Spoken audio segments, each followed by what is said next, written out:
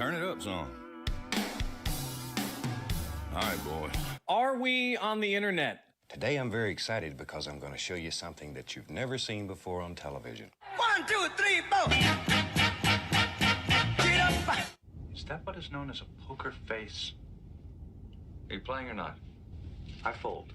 I promise that I will lose for at least an hour. I like that. Sounds good to me. My kind of player. Surely you can't be serious. I am serious. And don't call me Shirley.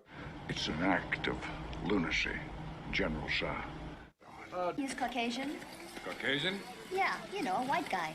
With a mustache, about 6'3".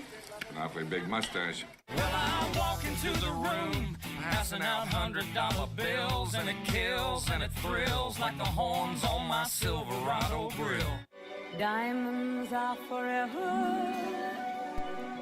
They are all I need to please me. Down goes Frazier. Down goes Frazier. Down goes Frazier. Not again, hiya. Get Rex on. I'm going back to 25 cent, 50 cent, where they respect my raises. It makes very little sense to bet when you cannot win. But I did win. I was betting that you wouldn't call. How could you tell? Instinct, Ada. Instinct. The game in question is No Limit Texas Hold'em. Minimum buy-in, $5,000. A game like this doesn't come together often outside the casinos. Let's play some cards. That's it? Anyone want to play poker now?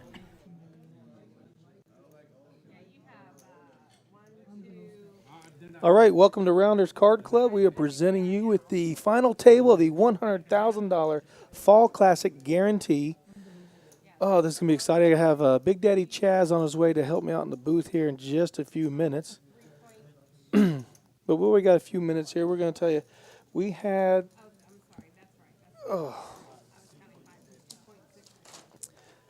We had 885 entries into the Fall Classic $100,000 Guarantee. The final total for the guarantee is now $141,600. First place was guaranteed $20,000, but that has changed. The winner will now get $24,600. These guys are all really close in chips, but just a couple players.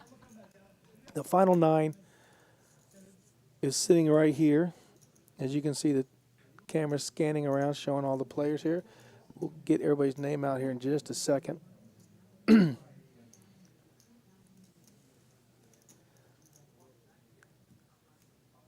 If you saw Sean's in seat 1. He is sitting on $5.85 million in chips.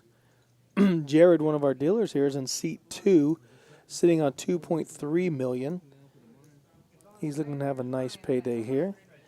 Evan is in seat 3. He is sitting on $4 million, 3.95. Let's call it 4. Vu, you'll recognize Vu. He made the final table heads up of our tournament. Chaz, welcome, Chaz. What's happening, buddy? Chaz just walked in, everybody. Coming in hot. He's coming in hot, folks. Chaz, we were sitting down to watch the final table. Sweet. You had the day off today, huh? Yeah, I mean, it's coming in late. Kind of worked out. Going to come back here and commentate now. Yeah? Yeah. All right, so we're just now getting started? We are just getting started. They're having a few minutes getting all the players situated, which they're already at the final table. Waiting on Dan to get the game, the final table started. But we're going over the chip counts. Vu in seat 4. If you remember Vu, he came in second place. Mm-hmm. He came heads up. He came in second, but he got third place money because David Fox had 2 bags. So David Fox won. Yeah. $95,000, and Vu making another final table again. That's crazy, man. Good for him. Yeah, he's very good. He's sitting on $2.3 million in chips. There's Kyle in the red shirt. He's kind of aggressive. He's a very good player. He's sitting on $2.625 million. And there's Chris in seat 6. He's sitting on $2.85. There's a lot of right at $3 million chips. Seat 1, you didn't see him, Sean. Sean has almost $6 million in chips. Okay, chip leader. He's got 5.85. He's the chip leader? Yes. And then second would be Evan in seat 3. He's sitting on right at $4 million, 3.95. So we got to Kyle and Chris. Chris is at 2.8. Beto is sitting at on $2 million. Beto Bucks. D, she's our only lady on the final table. Good luck to D. She's sitting on 1.4. And then Daniel in seat 9 next to our dealer is sitting at 2.825. Daniel's going to be real careful with those messages he's opening up, just got to say, dude. We told we're him. going to catch everything. Yeah, dude. we're going to see. I like seat 1 going to work in the messages, too. We're going to get his password to his bank account and all that good stuff. Oh, here they go. So, hand 1's getting underway on the final table. Rut-row. Back him. There you go. I really showed it the perfect time, huh? Perfect. He couldn't be any better. Walk right in, start playing. Here we go. So D's our short stack. She's going to get rid of that king 3.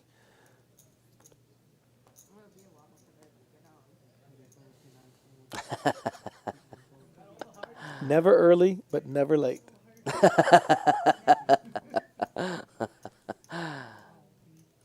There we go. Folded to Evan with the king-jack offsuit.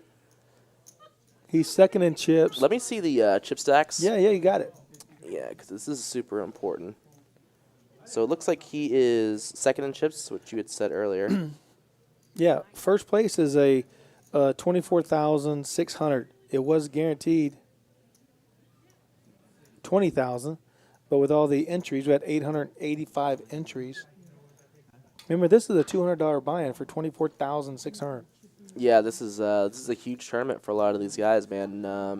For a $200 buy-in tournament, have $25,000 for first. I mean, who knows? Like at this table, I mean, that could be life-changing money. This is a big deal for a lot of these people. So, right. Wish them all the best. Yeah, ninth place, who goes out right now, whoever goes out next, I should say, is going to get $2,000. Eighth place is going to get $3,100. Seventh will get $4,200. Sixth will get $5,500. Fifth will get $7,000. Fourth will get $8,500. Now, I'm not sure if I heard this correctly, but I heard them rumbling outside before they started the final table that if they all decided to chop it right now, they'd get close over like $8,000 a piece. Mm-hmm. So that's fourth place money. Yeah. So you can increase, $6,000 if you wanted to chop. But then again, you have Jared's here. Oh, look at that. Yeah, Jared's on the final table. You'll love to see it. He played so good all day long, man. He was short stacked in the beginning. We all had like 100,000, maybe 150,000. Now Really? He's got $4 million. Oh, this is an interesting spot here. So Sean, chip leader, opens it up, and Evan folds the king-queen offsuit. Kind of interesting. The two big sacks at the table. He does not want to get involved with Sean. Exactly. ICM right there. That's ICM fold. Why you want to mix it up with the chip leader when you know D's only got 1.4 million? You're sitting on 4 million. Yeah. Yep. You got to pick out who's playing at you and what you want to play against them with, right? Yeah, and they're not super deep. The biggest stack here is 40 bigs. Evan has about just under 30 bigs, so kind of hard for him to get involved with just a call. If you 3-bet, you're putting in a big chunk of your stack, and you can't call a 4-bet. It's hard to play post-flop. So right. Get out of the way. So, look, third place is going to get $10,500. Second will get $16,000 on the nose. And first place is going to get $24,500. So that's a nice chunk of change. Heck yeah. Sean's been playing phenomenal all day. I sat there. Oh, wow. Sean just folded king-queen offsuit under the gun. Yeah, they're playing close to the vest on this final table. Yeah, right now. it's a pretty tight fold. The chip leader should be playing a ton of hands to see him fold king-queen offsuit. Kind of interesting. And Beto going for it here has 12 bigs. Decides to open it up here on the button with 7-5 offsuit. Basically a min raise. D gets involved. She just calls. Wow. Interesting. We can't see her hand. Yeah, I think typically in D's shoes you want to be just shoving or folding here, but she does decide to call. Daniel's coming along as well. And so does Daniel. And Daniel's in a pretty good spot where I thought he could raise easily. Yeah, he could shove here and have a bunch of fold equity.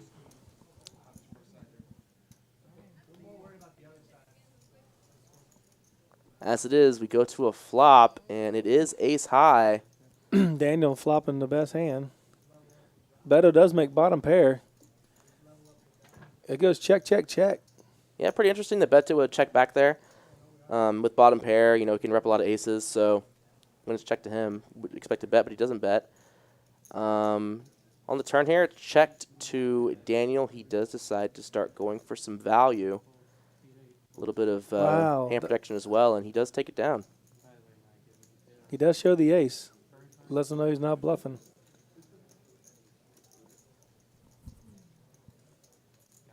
D, I'm surprised D would be speculating with her hand with her chip count. Yeah, in most spots like that, you want to be just shoving or folding.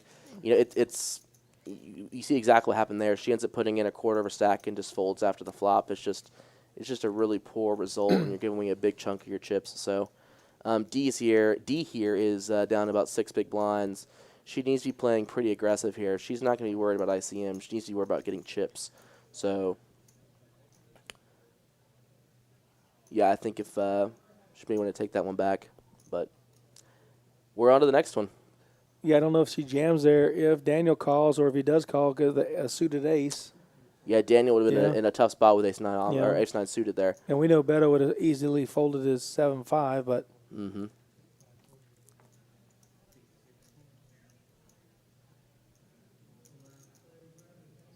Beto continuing to open here with only 10 bigs. Like into the chip leader as well. Pretty ambitious. And Sean does sit on an ace. Yeah, Sean will be folding here. And we'll see what Sean decides to do. I'd prefer just a shove here. Ace 7 offsuit just does not play that great. There's only 200,000 to call, so. Yeah, but it just doesn't play well post-flop, and you have some fold equity here pre-flop if you shove. There's just so many flops where you can't continue. And that's it. Yeah, and here he flops a gutter with ace high. It's gonna be pretty tough for him to do much here. Beto, he's either gonna shove or bet. And he's gonna take this down. Yeah, he doesn't want to make two pair. That's for sure. No, two pair would be very bad for him.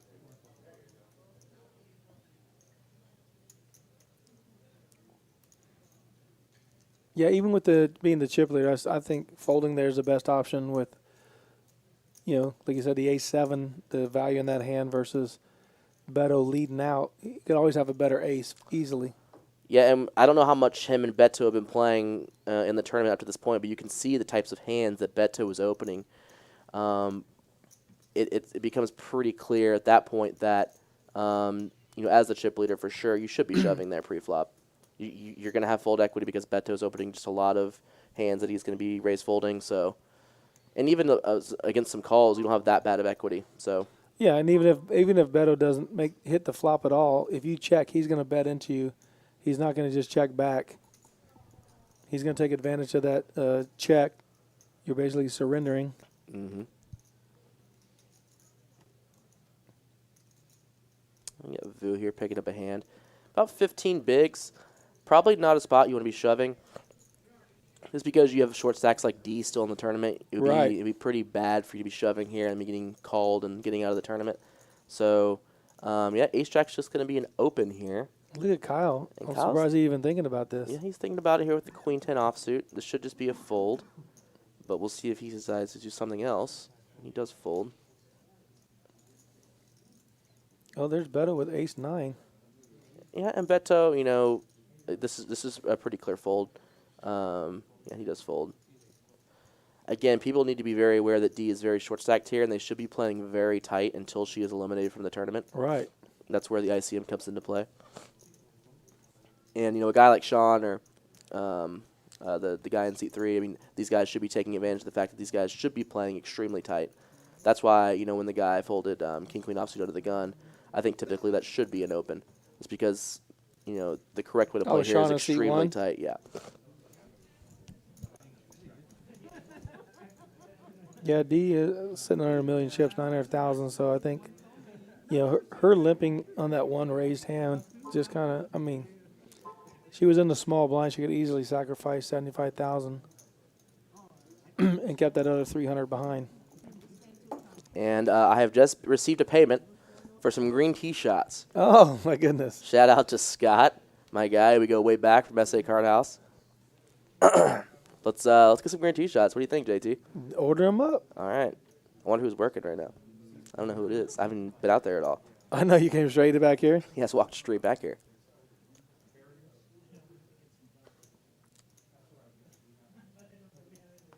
Pocket nines, getting aggressive.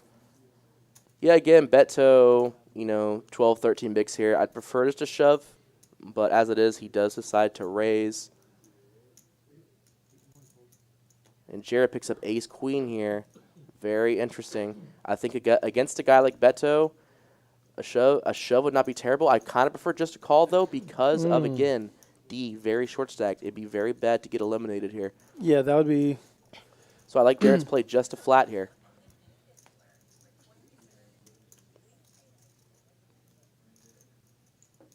And here we go. Yep. A great flop for Beto.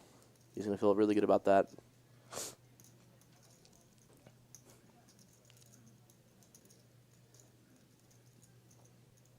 Okay. Oh, they're already on the way. Okay, yeah, we need to get the chat up. Yeah, I'm looking at it right now. Chad just needs to check his Venmo. Okay, it's done. Thank you, Scott. They're already on the way. Thank you, thank you.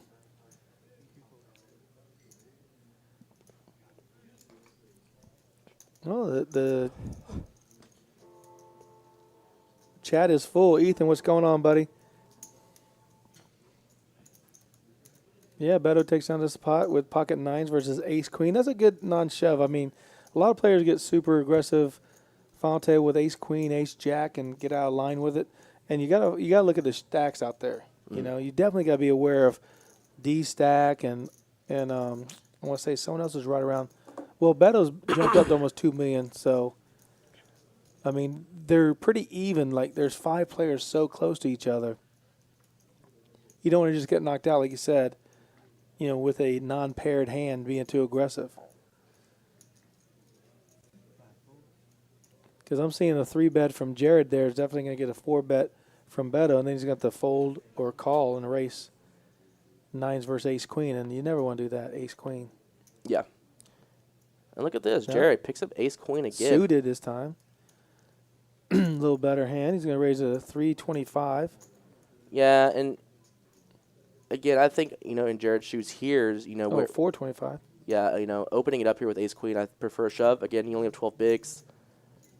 You really don't want to have, Vu, for example, call here and hit a pair, and, he's going to be folding 10 deuce here. But if he does have a hand, like some type of speculative hand, hits a pair, and he has to give up ace-queen, whereas if he just shoved pre-flop, Vu would have just folded. Yeah, quick fold. I just think it's, a lot better here to be shoving. Yeah, Vu's going to lay it down. Yep. And they're very similar in chip counts, too, 2 million versus 2.4. So, I mean, it's a crippling cards if he calls there with a weaker ace or maybe pair of sevens, goes up against ace-queen suited. Yep. And Jared spikes a queen or an ace. Yeah, I'm really waiting for, if I'm playing on the final table, I'm really waiting for D to get eliminated before I get too aggressive and trying to make moves on stacks that are equal to mine. Yep. I want to stay out of the two big stacks way, but, if I got a hand versus someone who has the same chip count, I'm going to be aggressive to them because they don't want to be eliminated as well. So they're more likely to fold. And our buddy E did cripple me today in the tournament. Oh, yeah? I went out 41st at pocket queens versus king 9. King on the river. Oh. Was it all in pre-flop? No. I raised. He was a big blind. I was a button, of course. So I raised. He called. The flop came out. He had... Wow, by the way, look at this. Jared, Oh, ace-queen, 3 hands in a row. And the same suit. That could be... From the second to third one. Yeah. That's crazy. And, wow, he just flats Chris's open. And we've seen Chris fold hands. And Daniel did too. Yeah, we've seen Chris fold some pretty decent hands so far. So for him to be opening, he might have a pretty, strong range here. And, yeah, we have a 4-way flop coming in. And D is just sitting back. Oh, look at this flop. If Jared has the ace-queen of hearts again, and this is his board, holy cow.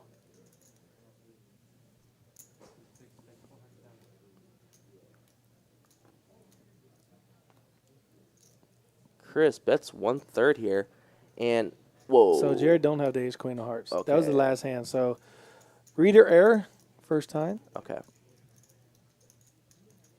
Yeah, for sure. Reader error. He's never folding that hand if he had that hand.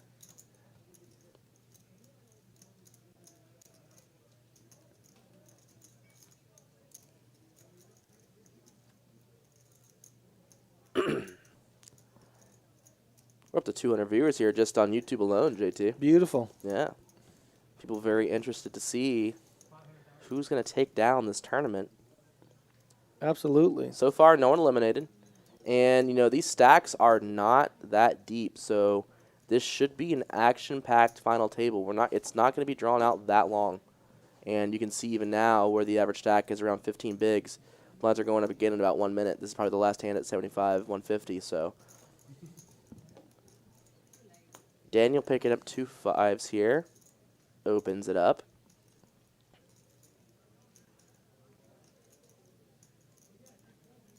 And Sean's thinking about doing something here. Wouldn't hate a 3-bet. Keeping the pressure on as the chip leader.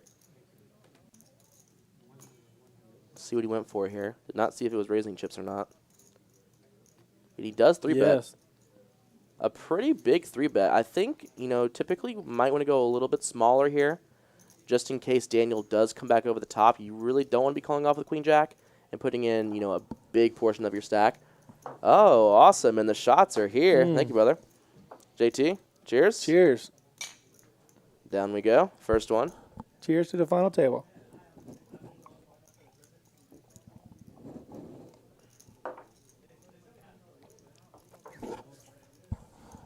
Wow, look at that. Yep, and Daniel does fold. Kind of an example here of Sean, you know, being able to be aggressive and knowing that his opponents cannot put their whole stack in unless they have a super premium hand because there's too many short stacks left in the tournament. I mean, Daniel getting here 4th in chips. For him to just, you know, punt off against the chip leader would just be devastating, you know. Oh, yeah. If Daniel goes all in and gets, you know, get called and Queen or Jack comes and D ladders up, he'll be steaming. It's $2,000 right now. He's giving up $1,000 by playing those pocket 5s. And the big blind's coming around to D, so she's going to be a little aggressive here or the next hand. Unless you got pocket 3s. This is 100% shove. Should be. About to hit the big blind ante and big blind here. She's got 4.5 bigs, and there she goes.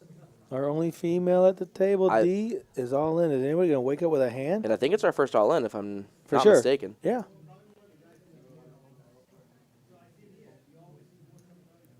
King Jack. Oh, Ace Vu does have a calling hand. No, this is a fold for Vu. Vu does not have no chips here to be calling with Ace 10. Oh, yeah, it does cripple him. And he's still in the cutoff. He still has people behind. This is a definite fold.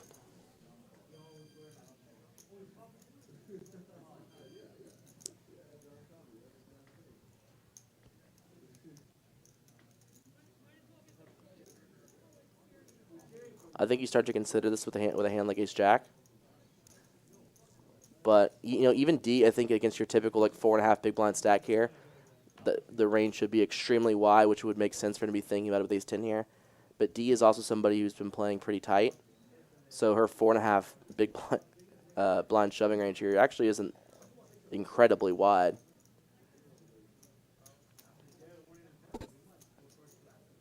I think Ace 10 is just right on the cusp. I think Ace Jack, you start to really consider it, but she's going to get it through. And, you know, let's see Beto here. He's got 700 to call. He needs about, you know, 35% equity. Obviously, we can see the cards. He had more than that, but he does fold pretty quick, and D does take it down. And there you go. That kind of shows you the power of, you know, like an all-in versus just like a raise. Yeah, for sure. Playing a hand post-flop. You look at D. She basically almost doubled up right there. She can't raise there. I mean, anybody's going to call based on her just, like, opening. Yeah. So, I'm going to change the deck, change the dealer. No bomb pots on the final table. You hate to see it. Would love to see a bomb pot. Tournament bomb pot just every 30 minutes. Tournament bomb pot to eliminate 2 players. That'd be pretty sweet. Who we got in the box? I think he's one of the newer dealers here at Rounders. So the blinds are 100, 200, 100. So D just won those 300,000. They're going to be her blinds that she's posting in a big blind right now. Mm-hmm. So she's still sitting on 900,000. So what did she pick up last hand? It was 300,000. So she had 1.2 to start this hand. Right. I know the blinds were 100, 200 last hand. So she picked up 400K. She had 1.3, and now again. Oh she's yeah. She picked up she's got about $1 million behind right now. Yeah. Exactly. She's still very short stacked here. Only has about 5 big blinds behind.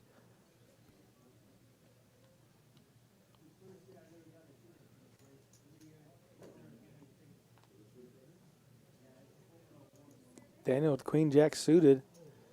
Gonna open 600,000. Yeah, he opens. The greens are 100K, correct? Yes. He makes it 500K. Kind of interesting in Daniel's shoes. I mean, he starts the hand with 14 bigs. He's opening under the gun with Queen Jack, even though it's suited. It's a little ambitious, but you know I don't hate it. I prefer aggression over being folded passive. King 3, same suits. Just can't call there. It's kind of funny. I think D can probably peel one off if Daniel min raises, but because he makes it 2.5x, I think it's a fold. It's kind of a very interesting small wrinkle, but it does matter. Oh, Sean does have 6.3. Yeah, the purple chips you can see on top of his greens are 1 million chips. The greens are 100,000. The red ones are 25,000.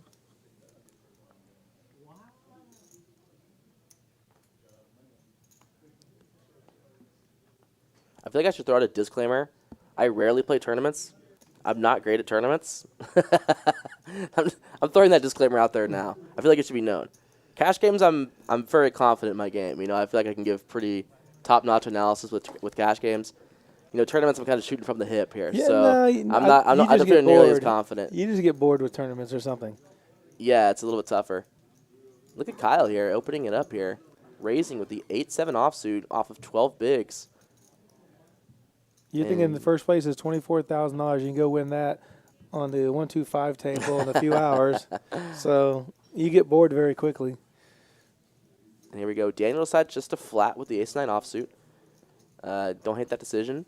He's going to be checking here over to Kyle. 8-8-3. I think I saw a different flop than I that, did though. too. I think it was queen 8-3. Right. Which is nice for Kyle. Yeah, it looks like it goes check, bet, fold here. There it is, the correct flop.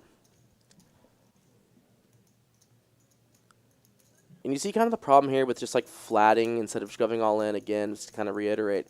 You know, look at Daniel's stack. He has about 14 bigs. You know, just calling there instead of reshoving with the ace-9 offsuit. You know, you just gave up, 50% of your stack, without a fight, basically. Right. So, we're seeing you're seeing a lot of these players with the hands they're deciding to raise with. They're opening pretty wide. Almost all these situations where they've had an opportunity to re-raise, all these players would have folded. So I think people have a lot more fold equity than they typically think they do. And they're not really taking advantage of it when they could. Right, they could easily have raised and got Kyle to fold, but why put in the chips if you can't play it after the flop? And D is a short stack, so you're likely, if you don't smash it, you're just giving up chips for no reason. And here's Beto here. King, Queen, again, another situation here. 11 bigs. Looks like he's deciding just to raise instead of shoving here. D with eight tens out of the way. Ace deuce is gone. Jack 3 gone. Yeah, and it's just weird. You're putting in, a quarter of your stack with King, Queen offsuit. And you're not going to hit the flop all that often with King, Queen offsuit if you're flatted. So, kind of beating a dead horse here, but, situations keep popping up. Well, luckily, no one else is waking up with a hand to play back at you. Yep. But that's going to happen pretty soon. I mean, look, D's got 4 bigs. Jared 8, Vu 11, Beto 12, Daniel 12, Kyle 13. And the blind levels are every 30 minutes, so we're roughly 20 more minutes before they go up again. think here after this hand, we'll maybe see what's going on in the chat box. I haven't been looking. No, I'm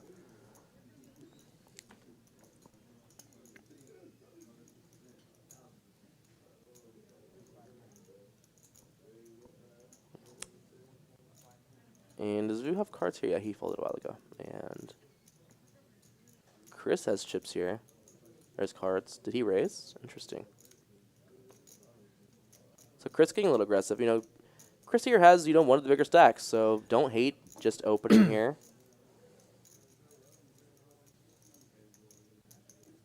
And fold it over to Jared. We'll see what Jared has. Jack 8, okay.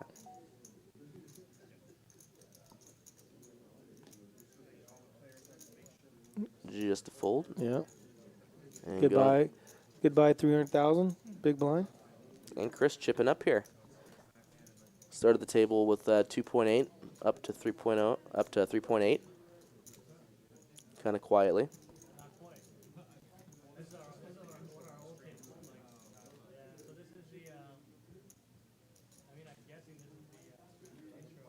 You see our two sponsors on the final table there.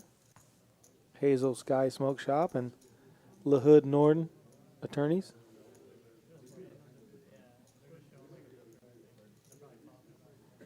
Shout out in the chat. We got Nick from Yuma. We got Carlo, DJS, Scott, my boy, Racer Nerd. What's going on, guys?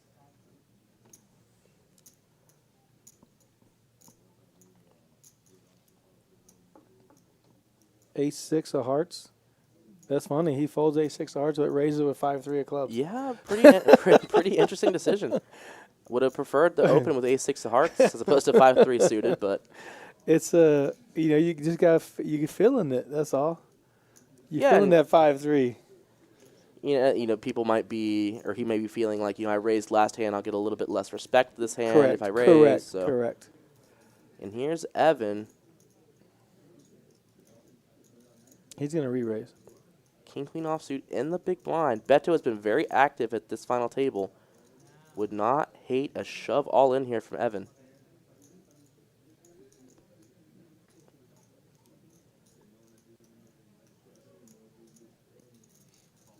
I was on the table with Evan earlier, and he was playing really well. And here we go. Just a flat here from Evan. Ooh, let's see a king on the flop, see what happens.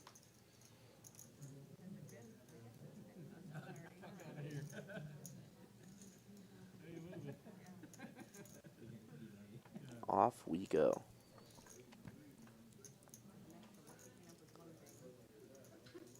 That's a swing and a miss for both. First to bet, first to win. Yep. I think Beto here, deciding if you want to see bet or not. You know, you prefer to have a heart in your hand, but... Of course he is. And he's betting big. You can't check. He's going to take advantage of those checks every time.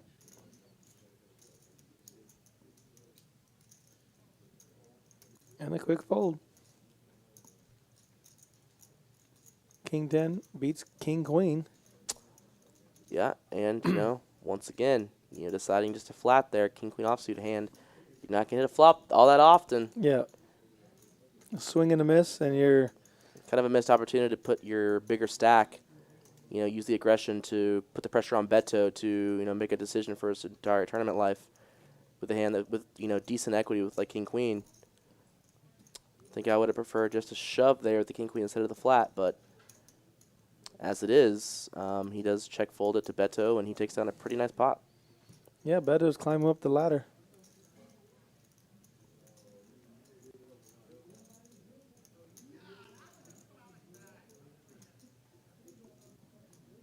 They're just waiting for one player to bust, and the vibe will totally change on the table. Sure. No one wants $2,000 right now. They want more.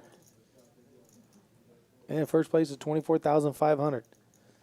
It's right there in your grasp. You just got to get it. I see a jam. And, yeah, we could be seeing a jam here from D. Kyle has played a little bit snug so far. I think this is his first open. Oh, and he has queens. Okay. So D could be running into it here. She's going to fold? Nope.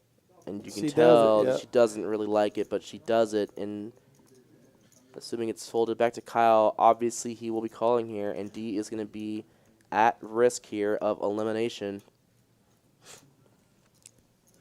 Yeah, Kyle bet enough to put half her stack in, so she can't call. She has to And here we go. raise, and I don't think I saw any aces folded, so that's the good news for D. Let's see if she can catch up. She does have backdoor hearts.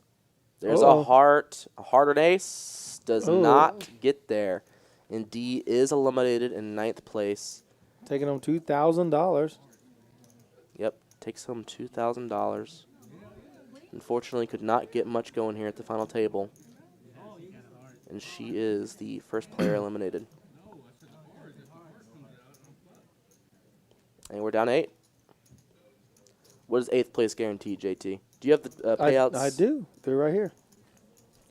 3,100. All right, so everyone guaranteed 3,100 now. And 7th will get 42.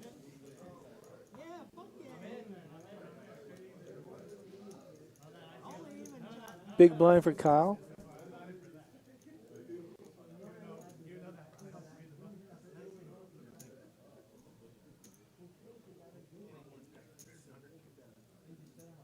I don't know if she could have folded there with the ace-jack being that short.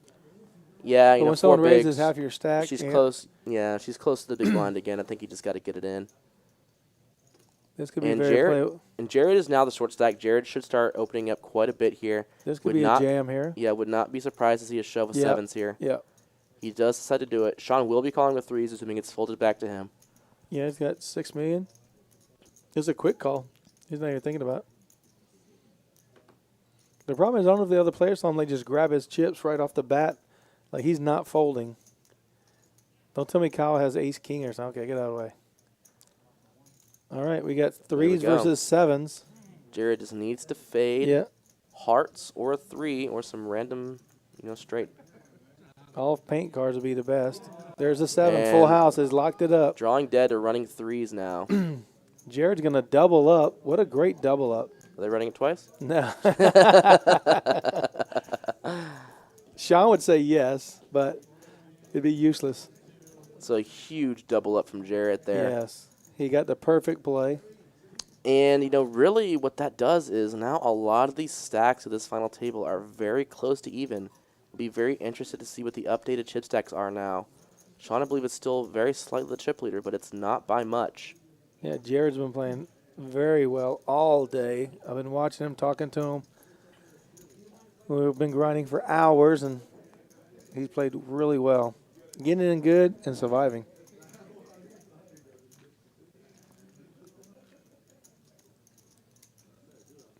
I know when he saw he wasn't up against ace-king, ace-queen, he was happy. For sure. And then pretty dream scenario to be shoving with 7s and getting called by 3s there. Yes. Doesn't get much better than that. And here's the chip counts. Yeah, you can see our short stack now is Vu with 9 bigs. Sean still has a bit of a chip lead. Still has an opportunity to kind of put some pressure on some of the shorter stack players to the table. You should be taking advantage of that. But we should see Vu really opening it up here. Sean could actually fold it after raising to a shove.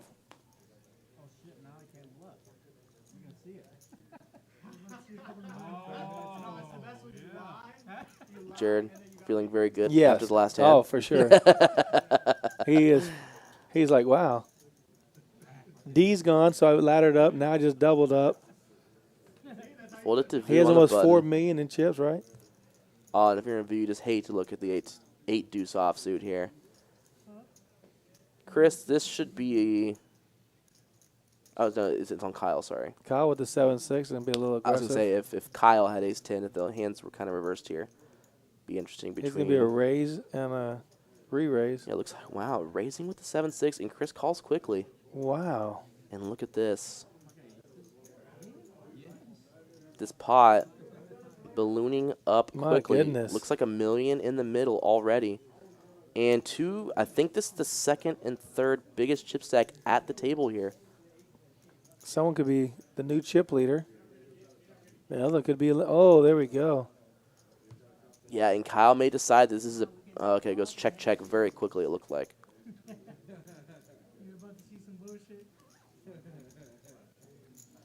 Oh, my and Kyle goodness. bets.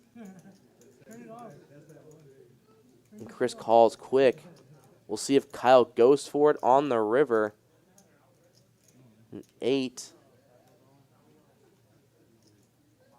He went all in. He called. And Chris called. Oh, my goodness. Oh, my goodness. Oh. Kyle couldn't let it go. Kyle could not fold the 7-6 offsuit and just get out of the way. Oh, my gosh. That could be a $24,000 mistake. Wow, and Chris now has a lot of chips. Wow. He and just Kyle snap called so quickly. had the third biggest chip stack going into this hand. He just eliminated D with the queens. Just couldn't let 7-6 go. Wow. Ugh.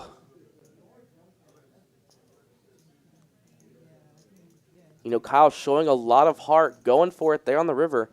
And he does know that his shove should put a ton of pressure on Chris. Cannot call him with anything less than an ace, really. And unfortunately, he just kind of runs into it there. Chris has the ace-10. And, you know, Chris is definitely by the thinking, way, if he has an ace-2, we're just chopping it. We got Chris aces. snap called with the ace-10. I mean, For sure. You know, he's beating nothing, really. He's only beating a bluff. Kyle was eliminated. And Kyle overbet the river, shoved. My goodness, and Kyle. Chris just snapped. Kyle had a chance for $24,000 to lead him with 3,100. Wow. And we have a new chip leader. That was a crazy hand. Wow. 7.6. Yeah, and Chris is a guy who, you know, I've played with Chris quite a bit. He will turn up the aggression. He is not afraid to play a lot of hands, and he should be. With this big of a chip stack, he should be playing a lot of hands and putting a lot of pressure on guys.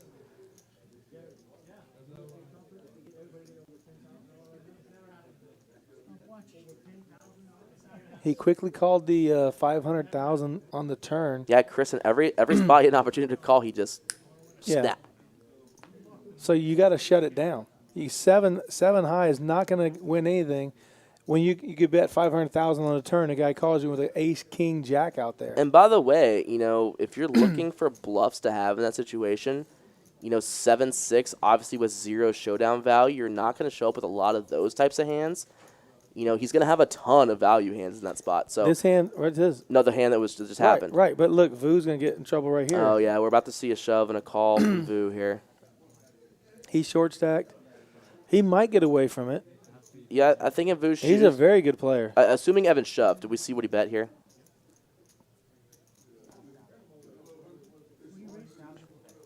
Okay, I thought this was blind versus blind. I apologize. There is a chance that Vu folds here, but I think it's very, very close, but I think this is a shove.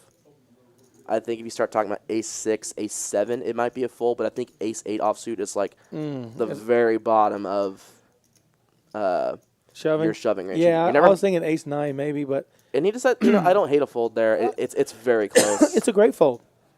Like you could have you outkicked, and he does. Yeah, he clearly has you outkicked.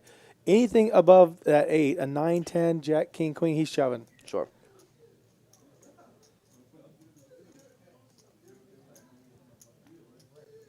Man, Kyle was playing great, and he just got caught up with the 7-6, couldn't let it go. There we go, ace-10 versus ace-8. He would have lost, so now Beto has a gutter ball to a straight. And Evan needs to be betting this for sure. Way too many draws out there to be giving out a free card. Oh, he's over betting. I think he bet over $1 million. 2 pair trying to make sure that flush draw gets out of the way if it does even have one. Oh, he only bet 5. I thought he had a... Well, he bet big. I mean, he bet 2/3 pot, which is a pretty big bet considering the depth stacks here. The purples are 500,000. I think I said $1 million, but they're $500,000 chip.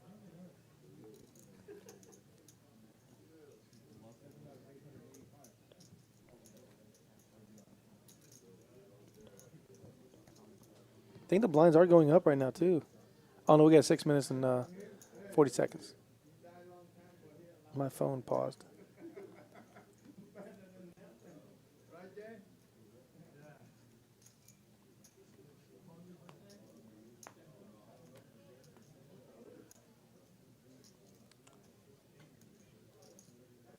And here we go. Sean opening up under the gun here with the Jack-10 suited. And I would say, just right off the bat, Chris should be 3-betting this a lot. I don't know what Chris has yet, but he should be 3-betting. Oof, he has 10, so he's going to be 3-betting here for sure. But looks like he's just calling. Is he just calling? Wow, okay. Yeah, in general, Chris should be putting a ton of pressure on Sean here. Just because Sean has to fold so many hands here, considering it's the second biggest chip stack. As it is, Chris getting a little sneaky here with 10s in position. And probably not going to see a lot of chips go in here. I think Chris will probably give a free card here. Oh, Sean bets. Wow. Wait. And takes it down. No way. That can't. Okay, the cards could not have been right then. I mean, if Chris really folded 10s there, wow, that's extremely tight. Extremely tight. The two chip leaders are going out. They can't play back at each other right now. He's calling. If he gets anything less than 9 or lower, he's calling any bet. As soon as a queen or a king or ace comes out there, he's folding to every bet. He shouldn't be. well, you know. That should be a We're call. talking about different levels. Okay? Sean's playing for $24,500. It's okay to fold, Sean. I mean, not Sean. Chris, thank you. You're playing to win the tournament, not to win that hand.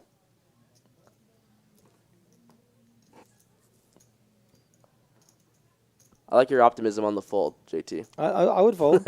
I'll say, hey, look, I'm not giving up no more chips. I mean, I would have played back at him, probably 3-bet to where I get him out, but you have to see at least a turn card. You have to put him in a situation where he's got to start putting some chips in for you to be folding.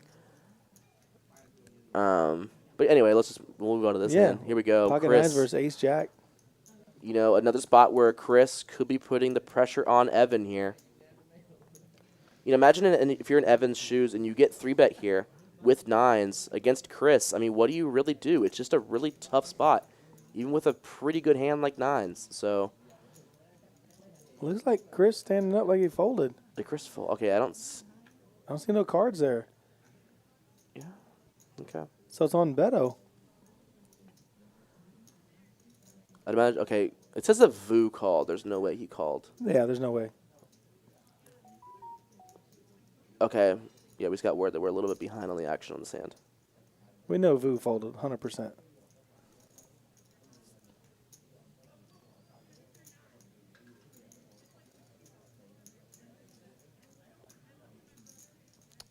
Okay, as it is. Beto's not folding any bet right now.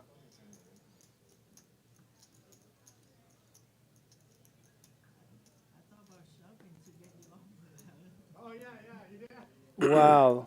The board pairs, but Beto turns the nut flush. Yeah, Beto with only, a half pot bet left would kind of prefer just to check here, let your opponent catch up if he has something. For example, the only card that beats you in Beto's shoes here is a 9. Not that he knows that, but an ace or a 9. It looks like he's starting to go for some value here.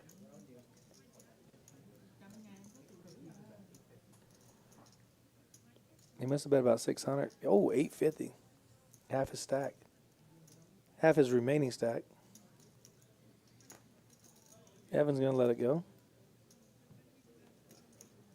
Looks like the guys are starting to get a bit of a rail back there. Yeah. Everybody's excited. The Fall Classic, 100,000 guarantee, got up to 141,000. Yeah, what a great turnout. You'll love to see it.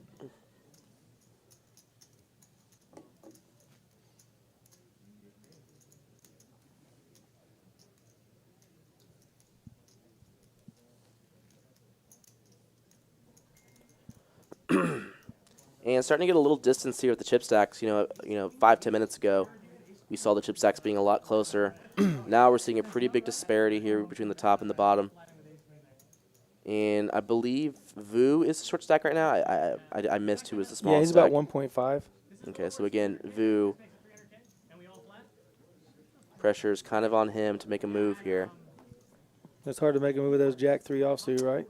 Correct. He will be folding. Any big ace or pair, he's going to be making a move, but till that happens, he's going to fold his way around. No one else's hand is shit. Yeah, that thing is falling. It's not right. It's not right. Again, Chris has the 10-6 of spades, probably going to fold it, but he loves raising the 5-3 of clubs. Yeah, and it looks like Chris is going to be taking the approach of, I have a big stack. I'm just going to kind of fold until we get down to basically like 3 or 4 handed. Right, exactly. Or I'm just like basically only playing premiums until then. And Jared gets a walk. Yeah, Jared loves to see that with the Jack 3. He's like, really? I'll take it. So yeah, the 2 chip leaders we've had so far in the tournament have kind of tended to play a little bit more on the snug side with their big chip leads. And if you're a short stack, you love to see it. Yeah, because I'll tell you what, the short stack has won a lot of these final tables. Yep. And here at Rounders, for sure. So you just got to wait your time, get it in. Someone's going to call you with a big stack with a marginal hand. If you hold up, you can take this thing down.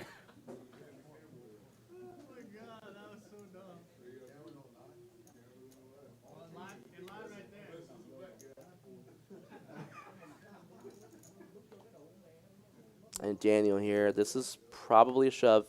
Should just be a shove. Okay. Mike, what's happening? And Daniel decides just to raise. Interesting spot here for Sean. Looks like he comes back over the top.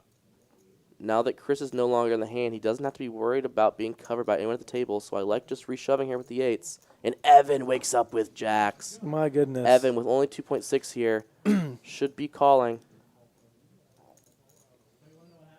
And Daniel will have to get out of the way with ace-queen. I think Vu wants this action. He's loving it. I'll say this. I think if you are in Evan's shoes, you start to consider folding hands like 9s and 10s. But I think Jack is a little bit too strong to be folding here. I think the consideration for folding happens if you are something like 3rd or 4th in chips with about 7 remaining. But Evan is second to last in chips here. He's not that. I mean, he has a decent little chip lead on Vu, but it's not enough to be folding jacks here. This should just be. I think the hand's too big to fold. Yeah, it's just too big to fold. And if he does, Daniel, assuming Evan ends up calling here, which I think he's going to. Daniel folds. I think Daniel will end up folding. Yeah. Because he'll be in a spot where, even though he's put in a big portion of his stack, there will be a player at risk, and you have a chance to ladder by just folding. So he should be folding ace-queen in the spot. But, What if he wants to win a big pot and gamble? He's guaranteed 3,100 right now. He wins this pot with ace-queen. But it's hard to get an all-in and a call and think your ace-queen's any good. Yeah. Evan's thinking about folding, actually. Oh, he's for sure thinking about folding. I just think when you start to think about what hands do you He's fold looking here, at the chip table. Look, he called. He called, yeah. Jax is just too strong to be folding here. And I would imagine Daniel's going to fold. I'd be shocked if he does end up calling. Chris says there's an all-in and a call. I cannot be good here. Yeah, this is just like a very clear fold with ace-queen offsuit. He shows it. He folds it face up. Wow. Okay. 2 overcards versus 2 pair. And everyone at the table here going to be rooting for an 8, but here we go. Evan at risk with jacks. Ace on the flop, too. Oh, my goodness. Spades. Who's got spades? Is there 8 of spades or no? Ooh, that's a scare card. Oh, jacks hold up. Wow. Well, he would. I wonder what the spade situation was there. Okay, they both had spades. Look, he folded ace-queen up. A huge hand. Daniel would have tripled up. Yep, Devin would have tripled up, but, it's easy to, be results-oriented when we can see, Oh, yeah, for all sure, the cards, for sure. It's easy. See, I'm very good back here. I'm very good back here. Yeah, with the chip leader ripping it, and then you got another large chip count calling, you cannot think your hand's ever good or could be good. You put them on aces versus kings scenario. Look, Evan did take a long time to call, but jacks was best. Evan goes from 3rd in chips or 4th in chips to 2nd in chips.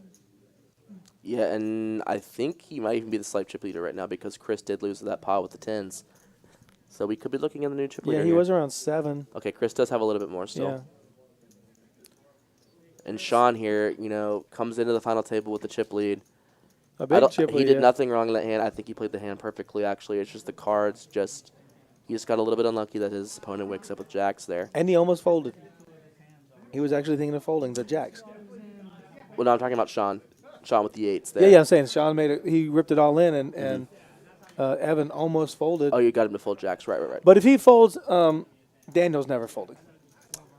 Yeah, I Daniel. think Ace Queen's going to call that. Yeah, Daniel should be calling against the shove from the 8s there. Yeah, I would think so. I would think he's got a. I think Ace Queen is like literally he's got the enough worst invested. hand. We're heads up. I think Ace Queen's probably the worst hand you should be calling with there.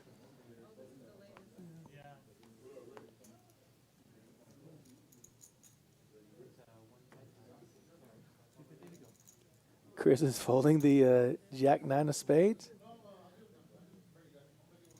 You give him a 5-3 of hearts. I want to see what he does. I want to see it, Chris. Beto's had King Queen quite a bit tonight. Yep, he likes playing it. He likes raising with it. That's for sure. Let's see if Vu can get a hand. It does not. He's going to get out of harm's way like he should. Oh, this is big blind, too. He's, like, disgusted. It's okay. You'll get your hands here in a minute. I think the blinds just went up. We'll see if they went up to 250 or if Yeah, they went up up to 6 300. minutes ago. We're doing Did they? 30-minute levels right now. Okay. Did I miss a blind increase 5 We minutes did. ago? We sure did. Okay. Has it been 250 big blind this whole time? The blinds? Yeah, it's 250 big blind now, right? 250,000. I'm looking.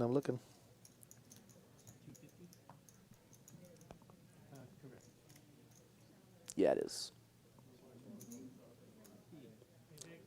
Yeah, 125, Yep. 250.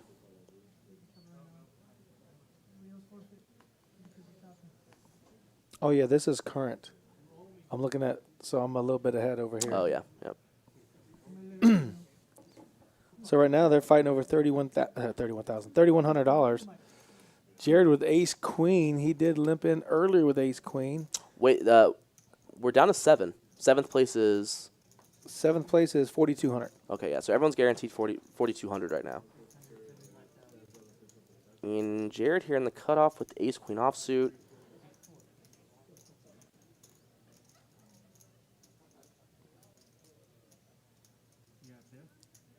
Here comes Chris. What?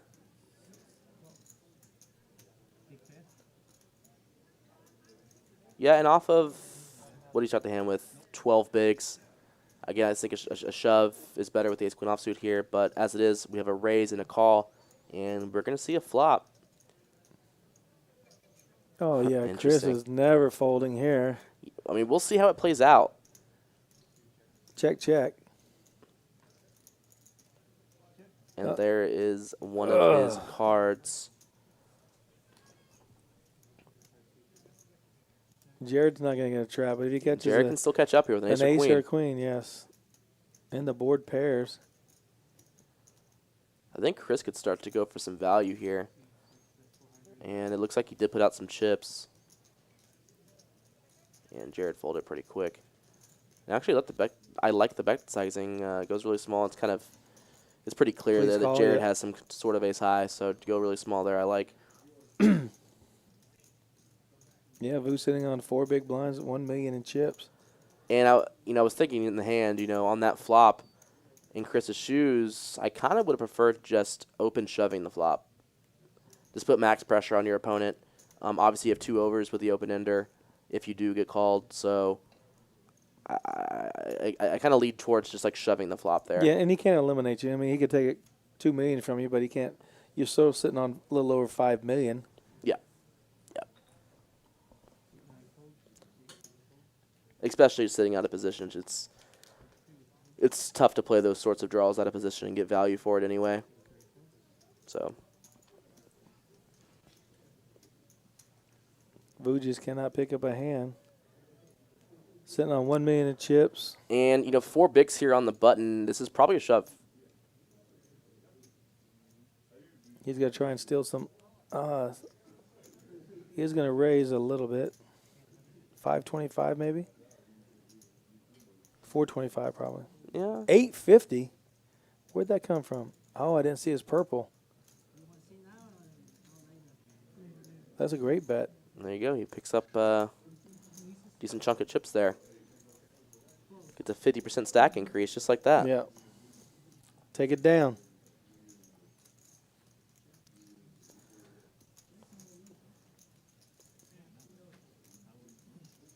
Scott is a chatting professional, huh? Who? Scott Anderson. Scott, yeah. It's my guy.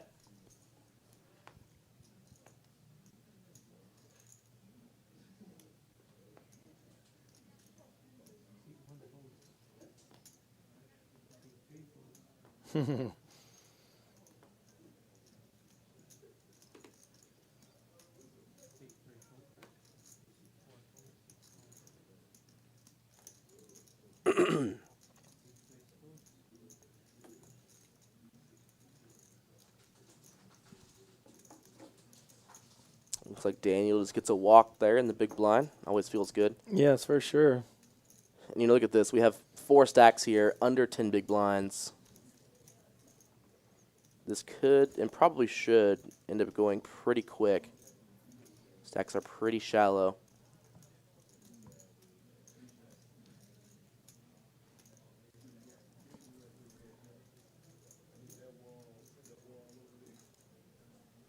What is Vu sitting on 6 big blinds, right? $1.5 million. Yeah, he's got 6. He's still the short stack here. He needs to wake up with queens or jacks or something like that. Jared getting ace queen every hand? What's going on here? Like you said, it's either a rip. I've never seen a man get ace queen so many times. He ripped it this time. And there's the play. He finally decides to rip it. And look at Vu. Yeah, Vu. He's asking for a count. He's going to realize that he does have him covered. And this is a tough spot for Vu. I think, 6s you're probably folding here. 7s is close. 8s is close. One of the things in tournaments is when you have players behind you that shove, you have an opportunity to ladder up if you just sit out and you have players behind that end up calling. So you kind of have to weigh that against the fact of, what kind of hands is Jared shoving here? Do you feel like 8s has enough of an advantage for you to be calling for your tournament life? It's a really close spot for Vu. If he folds here, I don't think it's, like too tight or anything. I think either way is good. So we'll see what he decides to do.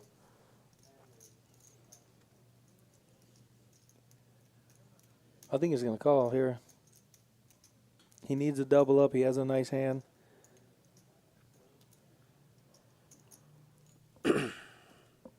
He is the short stack on the table. It's not that they have the same chip count, but they're pretty close. Only 900,000 separating them. Jared will be crippled if Vu calls and wins with an 8s. But, I thought it was a perfect play. I thought he should have did it earlier against Chris when he had ace queen versus 9-10.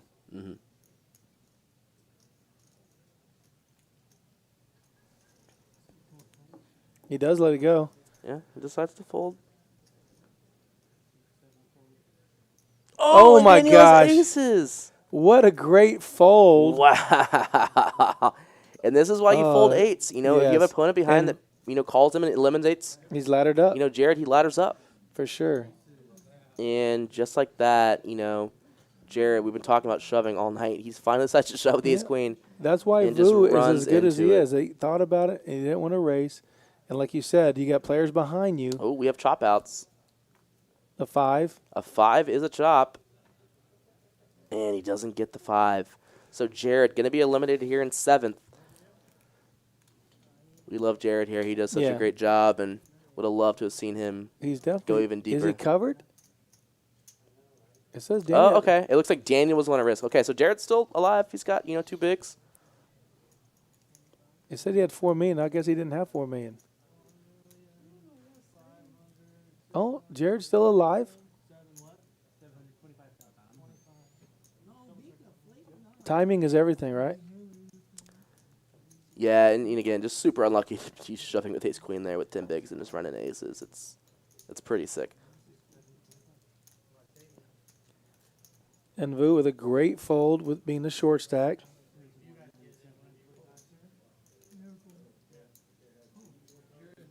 Now Jared got to be. He's going to be the big blind this hand. And look at this, a $20 donation. What? Get the heck out of here. From my boy, Scott Anderson. I guess if you say my name, I'll give you 2 more green tee shots. Shout out to Scott Anderson. Hey. Scott Anderson, Scott Anderson, Scott Anderson, Scott Anderson, Scott Anderson. How many shots is that? That's 6 rounds right there. Thank you, Scott. Ooh. I got Uber on the way anyways. All right, so we got to get some service back here somehow. I don't know how we're going to do it, but is Nina working? No, Nina worked earlier today. She just left.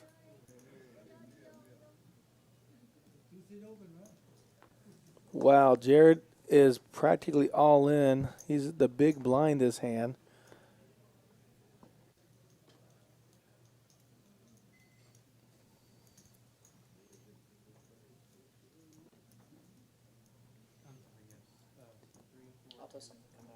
Thank you. Perfect, thank you.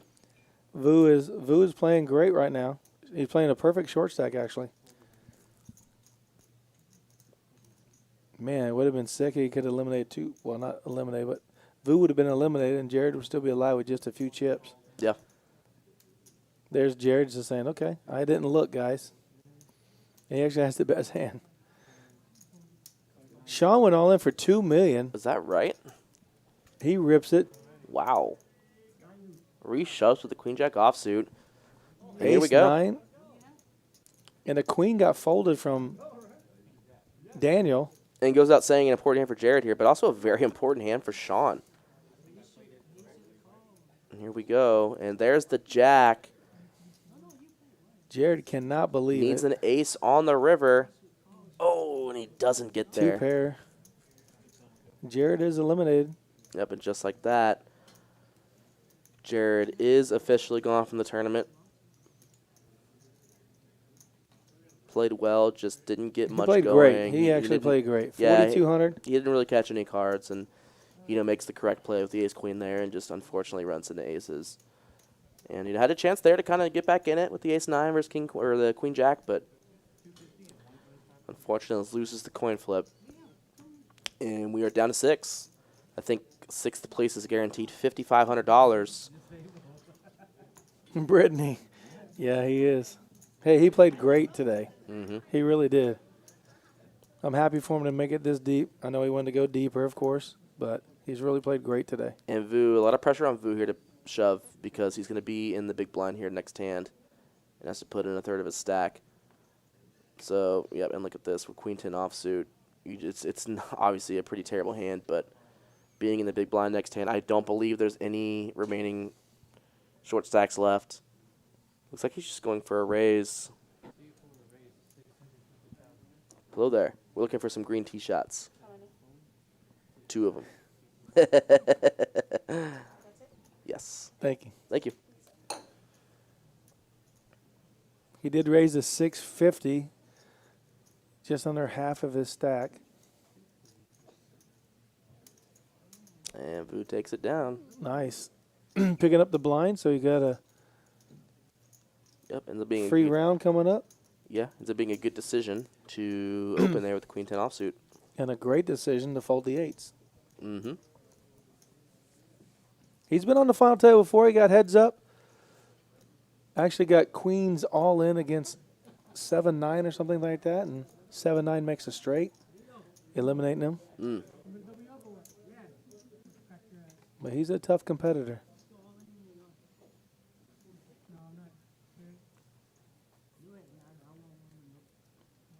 Beto's not going to play anything but king-queen offsuit.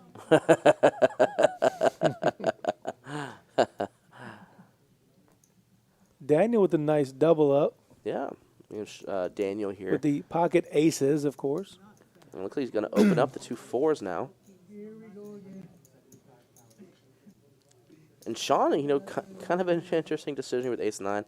I think just in terms of like chip EV, you probably could shove there with ace-9, but because Vu has almost no chips, it's just a fold to the ace-9. Now Vu, you know, if he had something like 12 to 15 bigs, you know, he could consider putting in a call here and seeing a flop. But I think, you know, putting in another third of your stack with the 9-6 is just. Hey, he just stole the blind, so excuse me, he's really not losing a portion of his stack other than the blinds he just won. So sure, he's able to keep it around 1.5 million, which can hurt somebody if he does get it all in and they call.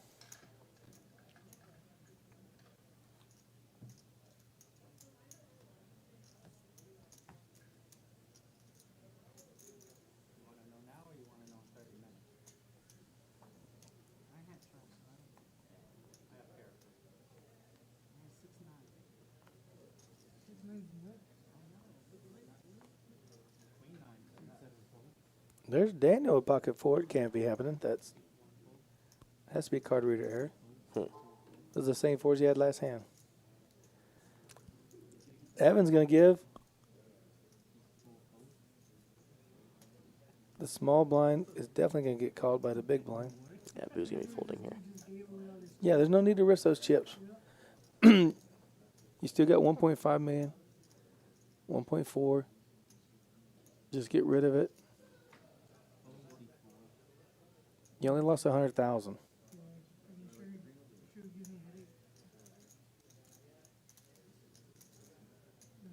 Yep.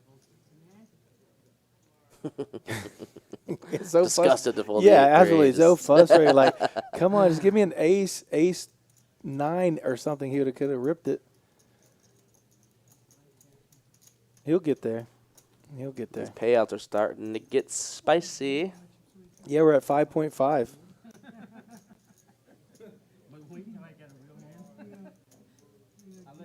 Ron Ray in the chat's looking for his man Beto to take it down.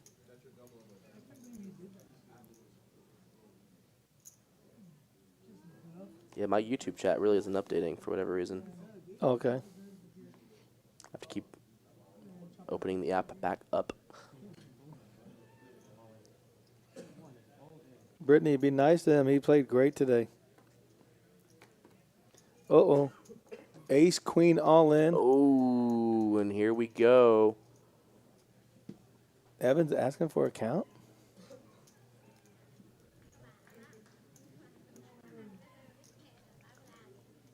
Man, Vu definitely can get out of the way with his 7-5. Yeah. He's going to ladder up. The 8's folding. Mm-hmm.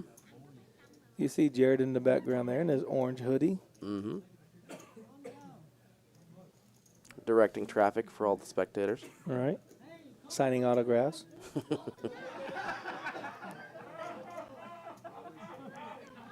Yeah, and Evan has to posture a little bit here because he does have players behind.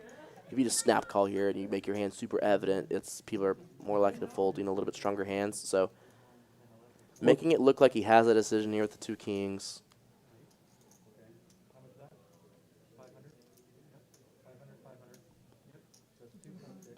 What if we saw a fold? He'll be here, our new JT? chip leader. Huh? What if we saw a fold here? He's not going to. He called with jacks. He's not folding kings. Yeah, just playing. I could fold there, but he could. He doesn't get eliminated if he loses. He just goes down to just under 3 million in chips. And he does go all in. A call? Vu's hoping Vu's real excited. He's laddering up. As long as no ace comes out there. Sean can still hit an ace here, Yeah, and this sure. is a or big 2 pot. queens. I've run into that before. Here we go. Gonna need an ace here. He wants to see all wheel cards come. No, maybe not. There's the a queen. Okay. And I believe he has a diamond, or no, he does not have a diamond. Oh, there's a diamond. So the king of diamonds is the only diamond. And the jack, so he makes a flush. And it almost hits a straight flush there. And Sean is going to be eliminated. $5,500 going to Sean. Came into the final table with a big chip lead, but just really never got much going. Had the 8s against the jacks. And then here you see the ace-queen against the kings. Just kind of ran into it. Yeah, he ran into every time he jammed, Evan had a hand better than his. Mm-hmm. Evan's being nice and patient. And, of course, he's playing kings and jacks, which makes it easier. And, look at this. We have 2 really big chip stacks now. Evan's the new chip leader. Yeah, Evan and Chris, both with huge stacks. Daniel Beto just going to be waiting around, you know, kind of for Vu to make a move here. Say next place is going to be guaranteed $7,000. And I'll say this, you know, Evan's in a really good spot here. If he does decide to turn up the aggression, you've seen Chris, he's playing a little bit on the tight side, and everyone else has been as well, kind of waiting on Vu to be eliminated. Yeah, Evan. He can start to really open it up here. Evan doesn't play that way. Unfortunately, he's like the ace-8 close to the vest. This is a slam dunk open. He should be opening this. Yeah, too close to the vest. Yeah, and he just decided to fold.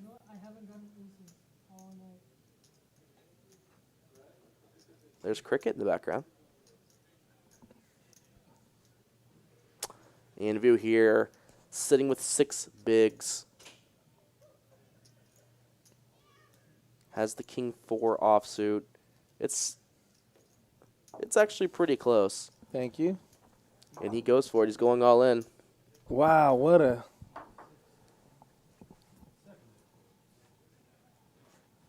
Daniel with King Jack. If he gets this through, it does put Daniel in a tough spot. Sitting on 3.9, he'll be at 2.5. He's going to let it go. Wow, decides to lay down King Jack. Very interesting decision. There's just a lot of chips that can cripple you.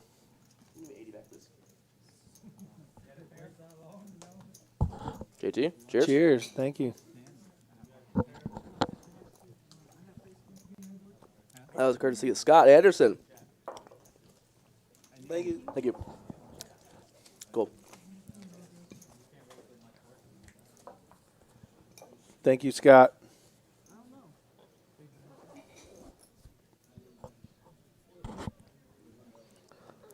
Vu gets it through with a $1.4 million shove. Yeah, and a pretty close decision there for Daniel. You know, King Jack offsuit in the big blind. He's getting pretty good odds there against 6 bigs.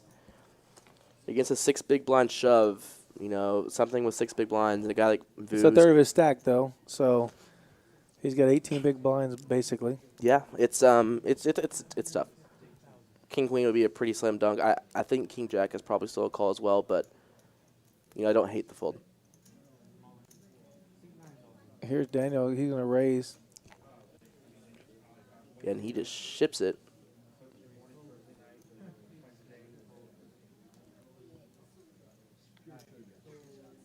Takes it down. Increases the stack by 25%, just like that. Quickly. We have a question. How large was the field at the beginning, and what was the buy-in? 885 players. The buy-in was $200. So these guys have come a long way, and pretty good investment for $200 so far. Yeah, I mean $24,000 for $200. Even if you got 5 bullets in there for $1,000. Mm-hmm. 5 tries, you're on the final table, win $24,000. I'll take it. It was a $100,000 guarantee. We got it up to 141,600, so $141,600. Evan, this should be slam dunk shove. Small blind, big blind. He's gonna fold. No. Call. Oh, he just called. Call. Wow. And I believe Vu will just be checking here. Yep. He must have heard you 30 minutes ago. This is a 30-minute delay. Evan does spike the 4. Okay, yeah, and Evan here with just a 4. You should be betting. Vu literally never has an ace because he'd be shoving it pre-flop. You're only worried about a 9, really. He doesn't have to check, and that's going to give Vu an opportunity to catch up here. Vu's going to be checking. Be pretty ambitious for Vu to be betting in this spot when, again, he never really has an ace. Vu's going to check it back, thinking that Evan's trapping him with an ace, so he's never going to. Evan's going to check here. He's going to check it down unless he gets a king. This may end up working out as long as he has it in his mind that he's check calling here for sure. like no matter what, even if we were to, for example, like shove. An 8 or jack only. I put a nice little river card there. And I think Evan, you need to go for some value Nope, here. He's checking it. Okay. Yeah, check it down. Evan's going to show the 4.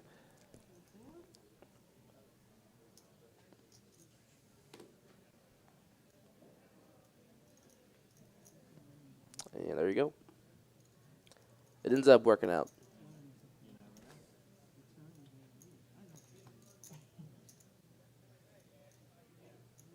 There's our payouts, 24,500, 16,000 even, 10,500 for third.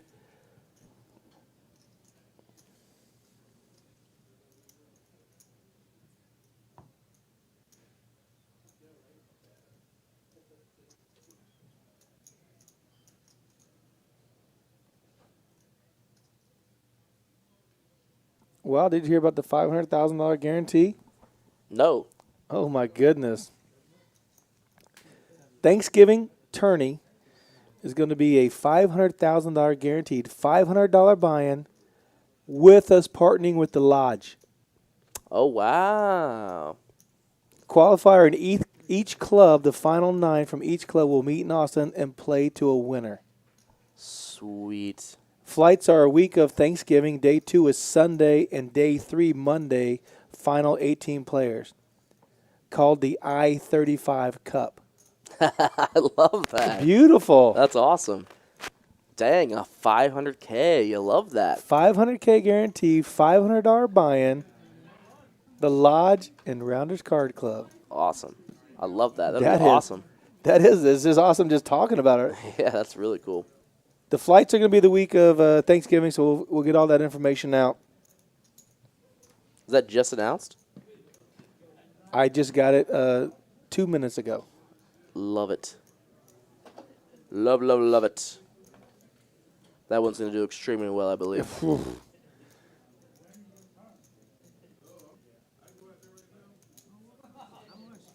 trying to think if it said anything about the qualifier in each club. Final 9 from each club will meet in Austin and play. So we're going to play at the Lodge. Sweet. Yeah. 500,000 guarantee.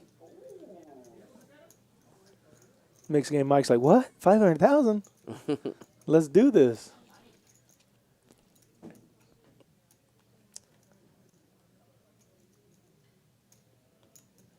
That's pretty exciting.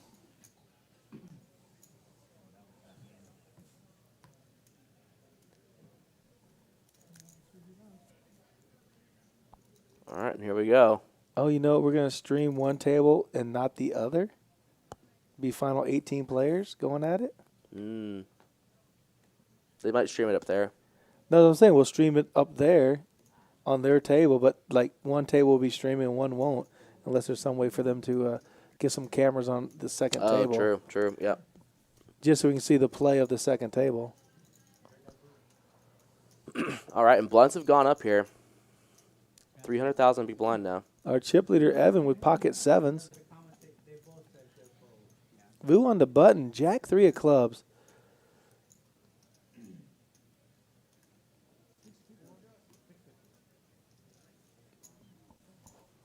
Yeah, Vu's been card dead, but the ironic thing is it's kind of helped him in a way because he's been able to just ladder here. He's been the short stack since I think 8 were left. And just by being card dead, he's been allowed to move up from, from 3,000 to, whatever. 7,000. To $7,000. Yeah. So it also kind of shows you why ICM is so important. Yeah, absolutely. To always factor it in. That's what I'm saying. You got to look at the chip counts, the stacks and everybody, your position on the table. Like you said, if he calls with those 8s and then Daniel comes in behind him with the aces, he's gone. Mm-hmm. I mean, that's just a great fold by Vu. And this is interesting. So Evan raises here. Beto calls. We see 10-6 deuce rainbow. And Beto leads into the chip leader. Evan with 7s here. This is not a spot you feel good about. I think that your hand is a little bit too strong to fold here, but Evan's kind of giving off the body language of somebody who really just wants to fold. Yeah, he just wants to get out of the way and not surrender any more chips. Wow. and kind of naked aggression from Beto. Ends up working out. Well, he had flopped the pair. He figured he had the best hand against ace, king, ace, jack. And wanted to take it down. Not seeing more cards. And there you go.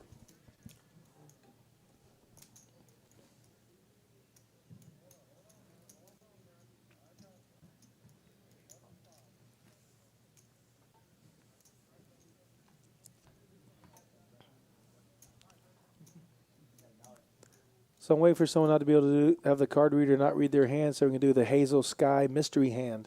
Oh, is that a thing now? It is now. We just did it. Interesting. Okay. Always down to play a little blind poker. Yeah, absolutely. Ace 6 could be a rip. Yeah, this is a rip. It's a very, very clear rip. He won't think about this very long. I think ace 9 will call him if someone has ace 9 or better.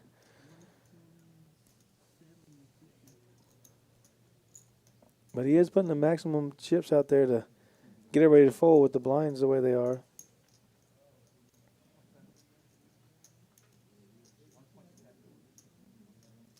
And he could get called with a worse hand for sure.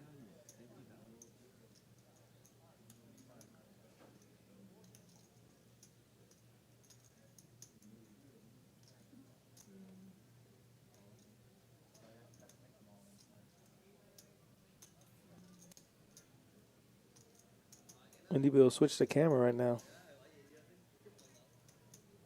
Yeah, we're a little behind on the action here. The action tracker is sleeping.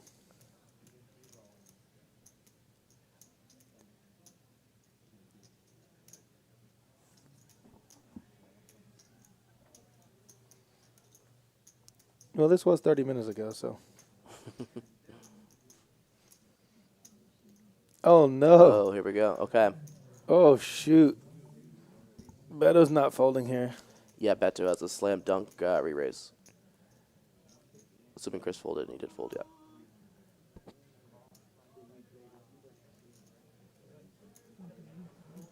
And here we go.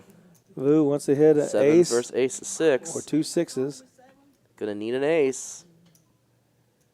There's a 6. There's a 6. Gonna need ace or 6. Oh. And Vu's played great all day, and he is eliminated in 5th place. Yeah, Vu did a great job. Nursing that short stack, moving all the way up to 5th to ladder up and pay. You know, really well done from him. Taking home $7,000. Well, Beto's going to be tough with some chips. Yeah. He's not scared to open it with marginal to be hands. Aggressive on this table, you're going to have a lot of really good opportunities because you have a lot of guys not taking advantage of, yeah, for sure. Yeah. Mm-hmm. So he's going to have an opportunity here to pick up a lot of chips.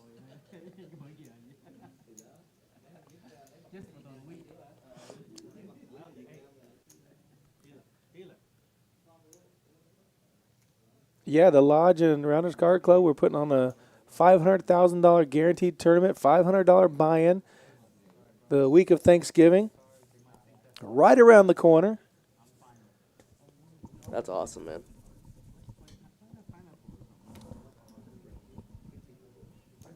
The final 18 players, 9 from here, 9 from there, will play in Austin.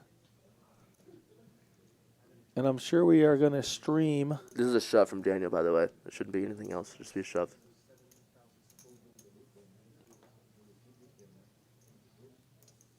Looks like he did something other than shove.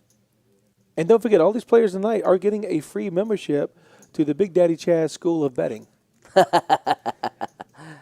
They are indeed. They can bring their level up a little bit more. A bet and a fold.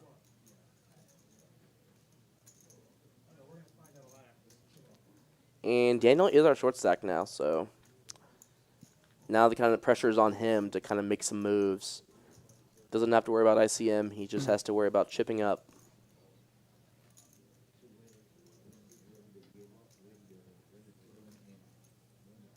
If anybody out there wants to get on the Big Daddy Chaz School of Betting for tournaments, please contact JT at 210-816-3325. It's only $99 a month. Oh, wow. Bargain. Yes, absolutely. How are we splitting that up, since you're kind of setting it up and being like a marketing guy? I get $1 for every customer. Oh, wow. I get to keep 98? Yes. Oh, wow. Now, that's a hell of a deal for me. I'll get all the people we can.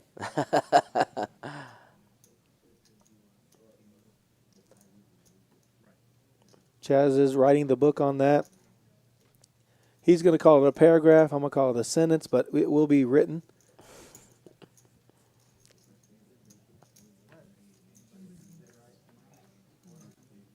And looks like we had a limp and a call. And they both both spike a deuce, yes. Well, a deuce on the turn. Let's see what happens. So Evan, he played this exact same spot where he just kind of checked the entire way down, bottom pair. You let Chris be the aggressor, betting. He's going to fold. It has to be a call here at least once. Like, it's a quick fold. Yeah, just like flopping a pair, heads up, and then there you go. Check folding is yeah. Yeah, he does fold.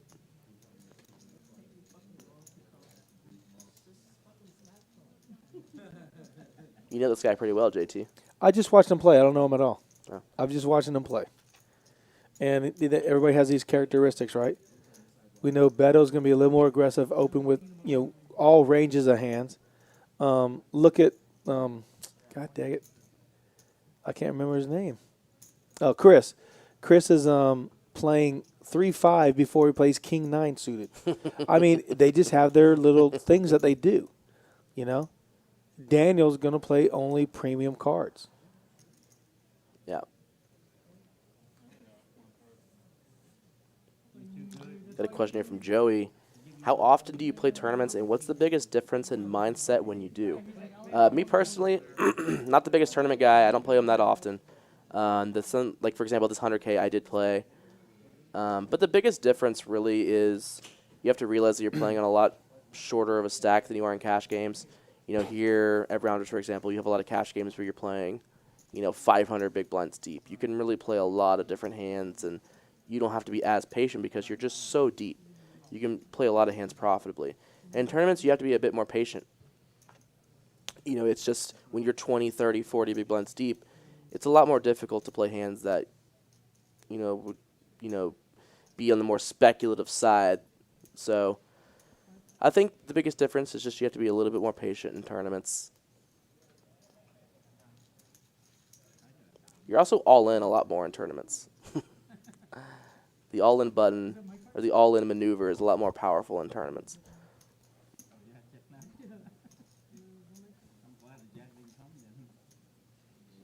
It's definitely harder to get your raises through in tournaments versus the cash game. There's so many people that call super light, in the tournaments. Maybe not at this level, not this stage of the tournament. Well, yeah, I was going to say that. The stage of the tournament is super important, is very relevant. Right. I think early on in tournaments, I think in general you have the player pools in tournaments are much softer. So you have a lot more when you raise pre-flop in tournaments or in the first few levels, for example, you'll get like 4 or 5 callers pretty often. Right. Like people just like to fold. Well, they're going to call it with hands that you wouldn't play, but they also have the rebuy value in it, so they're not worried about getting eliminated. They can come back in for the entry. So that plays a factor as well. Mm-hmm.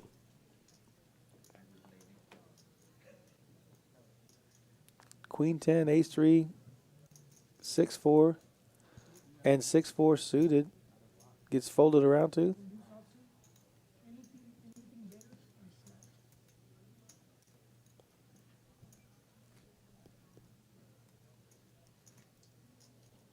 So it's 5,000 our short or 5 million, 5,000. 5 million is our short stack with Daniel. Beto's at 6.4. Evan's somewhere around 9 million, 8.1, and Chris is 7.1. So they're all right there.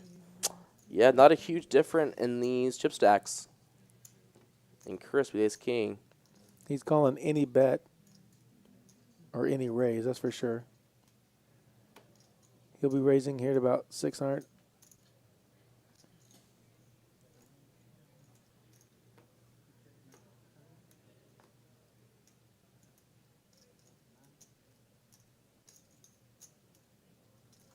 There you go, 600. And gonna get no action. Evan could decide to see a flop here versus a min raise. I think being this deep, I actually think you're supposed to be calling here. So I think the correct play is to be calling here. And he does call. And we're going to see a flop with the two biggest chip stacks here. King 7-7. And there's the jack. With a straight draw to it with a 10. And he goes check, check.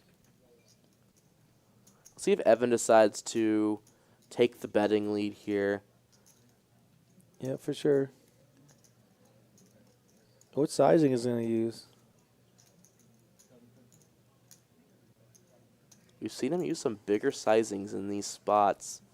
Saw him bet 2/3 pot earlier. I think that's a little bit too large in this situation. He goes about half pot. And Chris calls quick. You know, 4 on the river. Evan, I believe, should be going for some value here. He didn't like that call. He's probably going to check it. Yeah, I think if it's an offsuit 4, he's like 100% betting. Now he's probably betting like 80% of the time. But now he decides to check. Chris has no showdown value. Ooh, look at Chris. Going for it here. Gonna bet $1 million. Puts in a big bet. Yeah. Probably $1.5 million. No, close to $1 million, I'm guessing. Realizing that his hand probably... Oh. He said something to Evan. 1.3, yeah, almost $1.5 million. Wow. Just under half pot. He calls. And he calls quick. What a great call. Great call from Evan.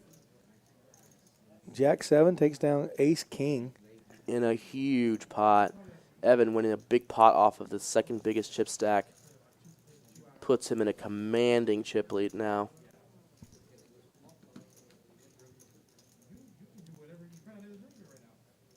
Who else likes Jack 7? That is the El Thunderbird. Of course it is. Everyone loves the El Thunderbird. Next player goes out is going to get $8,500. Mm. But if you add $16,000 to that, that's first place money. $24,500. It's a lot of dough. That's a lot of money to go home.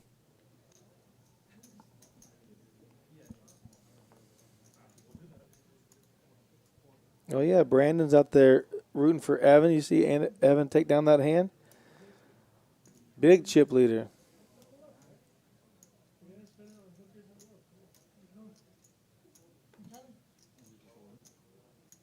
David, you can't say it any better than that.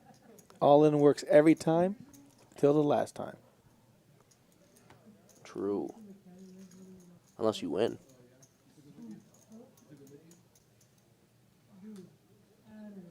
Daniel, the payouts right now, first place is $24,500. Second is $16,000. Third is $10,500. Right? Mm-hmm. Or Fourth is 85. 85.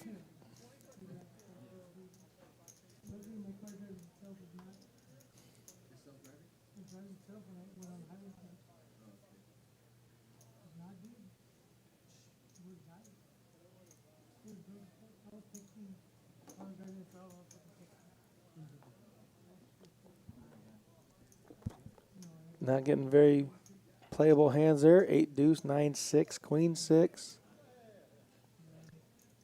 Oh, there's a playable hand. And Big Blind gets a walk. He shows his tens. Come on, guys. A little action here. It's going to have to be big hand over big hand here. Oh, Holly's in the chat. What's going on, Holly? Holly.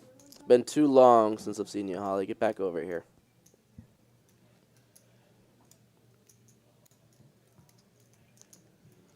Our next stream is going to be a Friday night stream. Yes, I heard. We've been discussing it.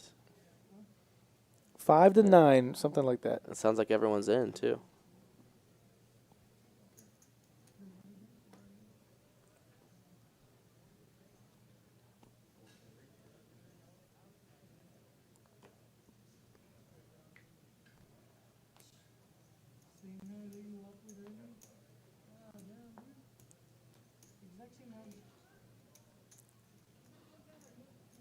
Jack Deuce is going to get a walk.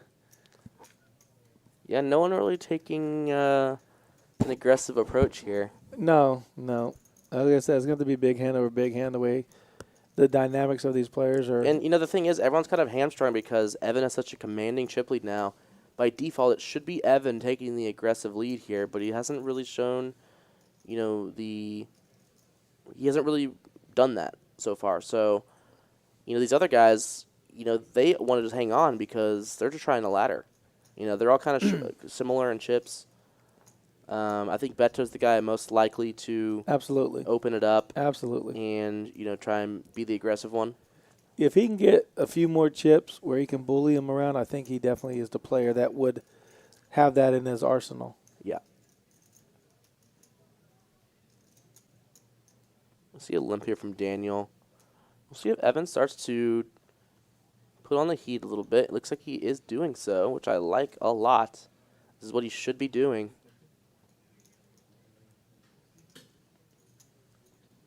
And I imagine we're probably going to be seeing a fold here from Evan. I'm sorry, from Daniel.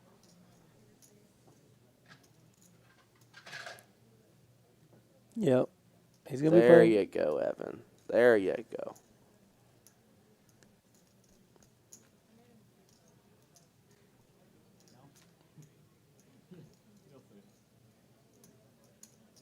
He'll start to get a little more comfortable with this betting process here on the final table, hopefully, and put the pressure on the shorter stacks. Because he can raise and they can play back at him. He can easily get away with 7-4 and fold it, Mm-hmm.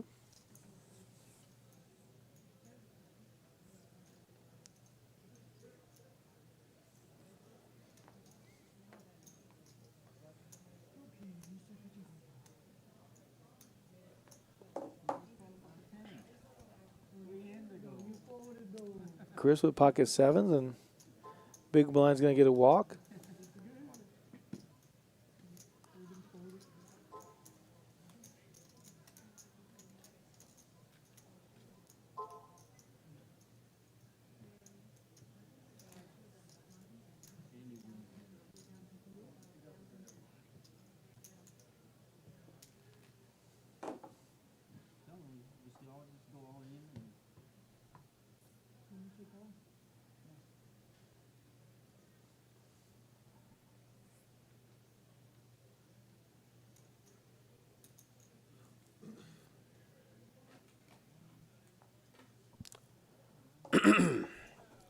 All right.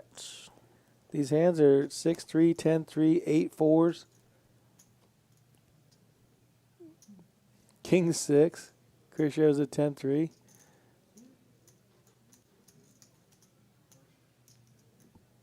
There's no one trying to make a move or, trying to beat him with the chips versus just the cards right now. Mm-hmm.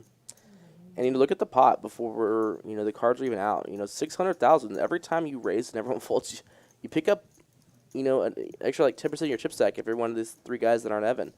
So there's a lot of incentive to put some chips in the middle. But so far, these guys are kind of just wanting to wait each other out.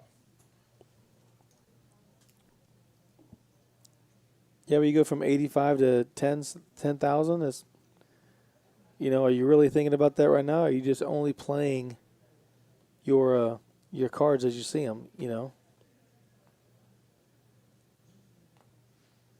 Adam, the buy-in was $200 for this tournament. It's a $100,000 guarantee. The guarantee actually exceeded $100,000. We got up to $141,600. We had 885 players or entries. A lot of those are multiple people rebuying, re-entering.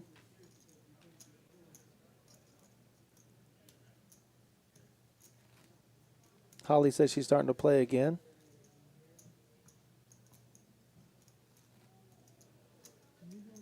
She was up here a couple of nights ago playing a little cash. Oh, you'd love to hear it. 14 big blinds for the shorter stacks.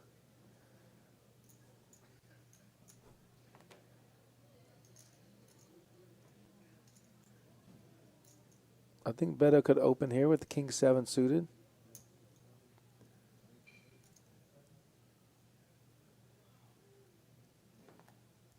He only calls 300,000 the big blind. I think Daniel could. Wow, Daniel's going to fold 3s. With a limp in, you could easily limp in. I don't see Evan raising here, but he could with ace-6 offsuit. Oh, Beto raised. Excuse me. I thought it said 300,000. He made it 800,000. Yeah, and this is the spot with ace-6. You probably should be calling. I think shoving's a little bit too wide. Folding will be a little bit too tight as a chip leader, but yeah. You have to realize the player that is raising here in these spots. I believe they're watching the stream behind the table. Right. Is that correct? Yeah, they should be. Okay. They should be paying attention to how wide Beto's been opening. And, yeah, he's been opening very wide. So Evan should be continuing there typically. Another round. Well, you know, I'm thinking like this, too. You know, Evan's going to put out another $400,000, miss the flop, check it. Beto's going to bet with anything that comes out, and Evan's going to fold. So he's really thinking about, do I have a playable hand after the flop? Ace-6, if he's got ace-8 or better, he's going to be folding, you know, to any cards that doesn't have a 6 in it on the flop. So the small blind with the queen 10. See, he should be raising here, not just limping in. Yeah, that's 100% just supposed to be a shove against Chris.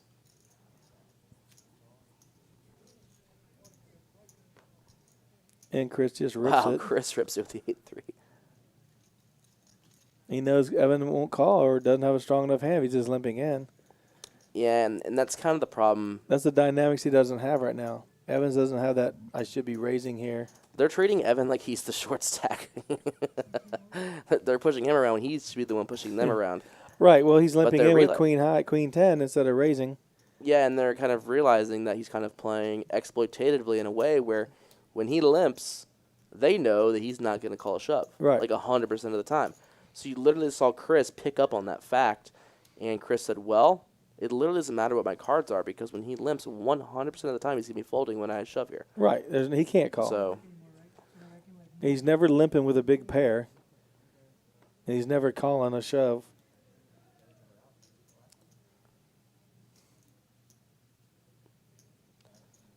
And Evan here, this is just a, sorry, this is a raise. It's not a shove. Did he raise?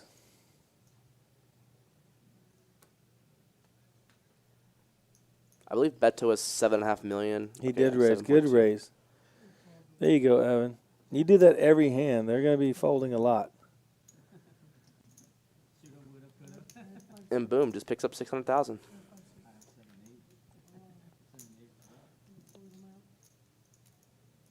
$11 million.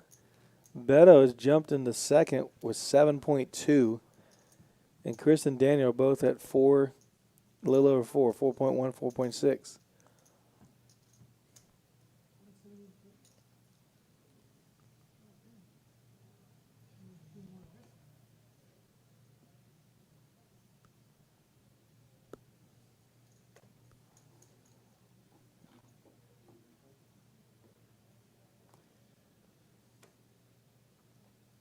Ten deuce gets out of the way, but 10 deuce could have raised there. And only Daniel could have played backhand with ace-9. He gets a walk in the big blind. You said Evan folded ace deuce? No, 10 deuce. 10 deuce.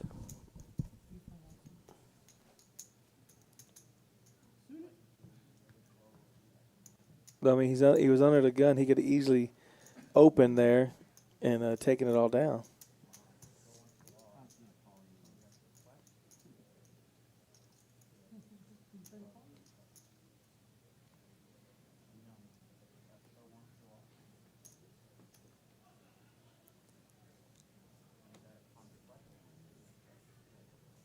Beto's going to open here with the king 8.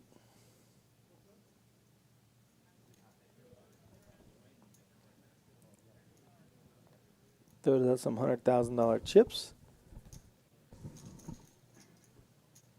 Oh, he folded? My goodness. Evan got a walk with Jack Deuce. I thought the King 8 of Hearts was definitely going to raise.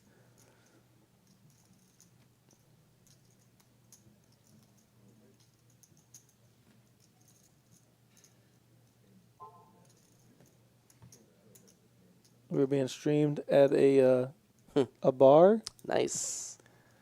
One of my friends sent me a message showing a photo of Rounders Card Club streaming at a local bar.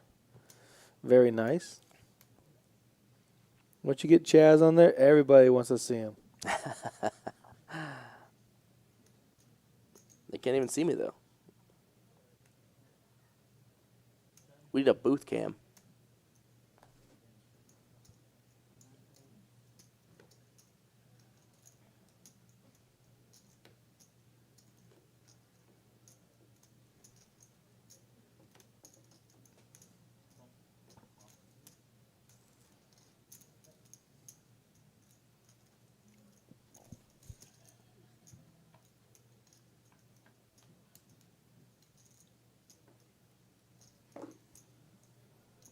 Looks like Chris is going to outflop Evan. Jack 6 is ahead of King Deuce. A check, a bet, and a fold.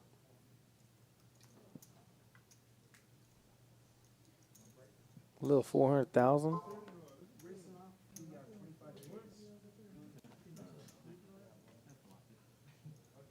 Oh, we're on break. They're going to do some coloring up right now. Get rid of the cranberry chips, those red ones. The $25,000 chips. The old 12-minute break. 12-minute break.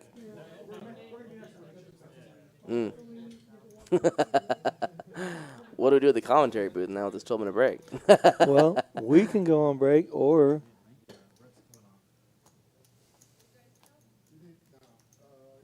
all right, I'm actually going to take a little break here. we're going to take a few-minute break, and we'll be back in about 4 or 5 minutes.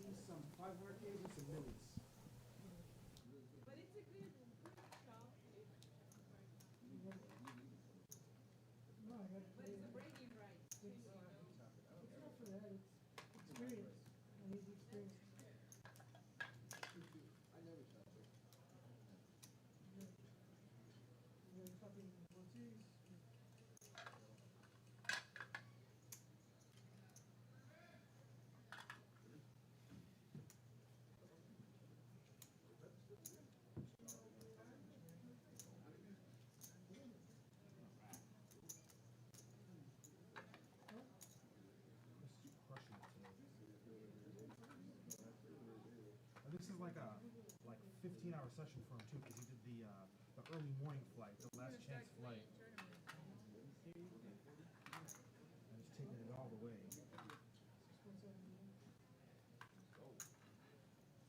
All right, so you got 5 million, 2 million, 3 million, 4 million, 45, 46. This is 4.6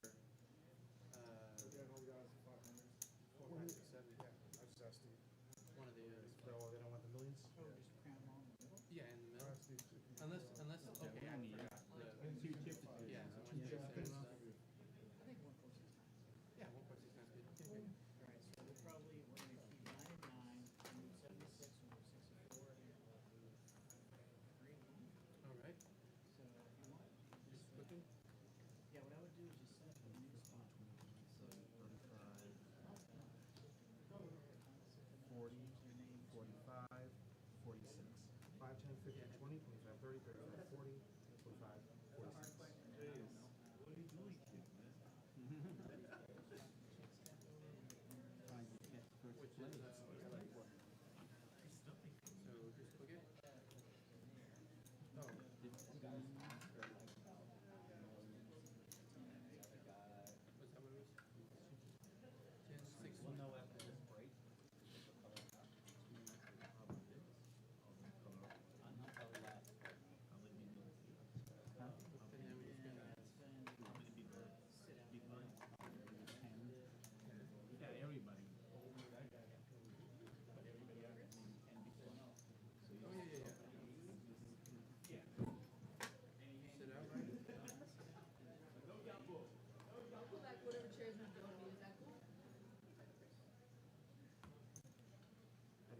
1.8 million right here.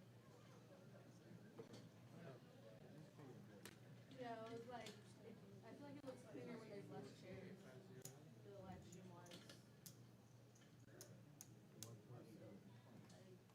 We're probably gonna have to do a race off, it looks like.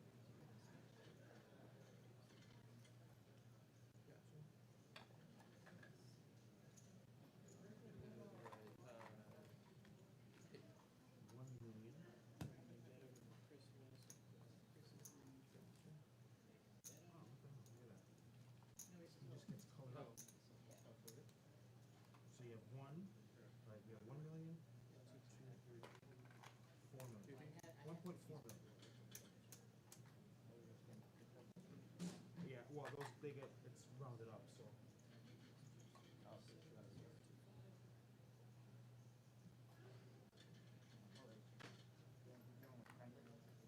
Yeah, this is one, this is out of play.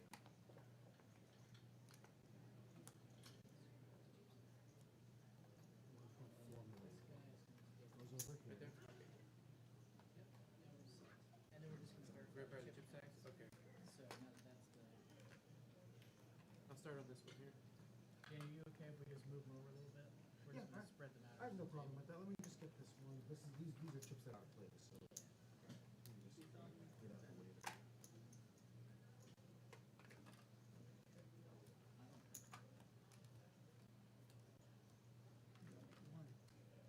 We have 1, 2, 3, 4, 5 million, 6, 7, 8, 9 million, 9.1.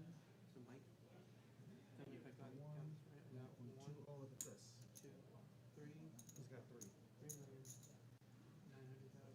Did you go? Yeah. 3,900,000. So we got 1, 2, 3, 4, 5, 6, 7, 8, 9. 9.2 million.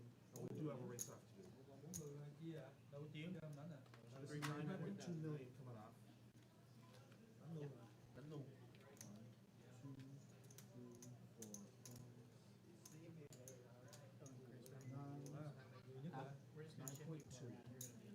Oh, what's on this one? No, you were. No. Yeah, we'll do it.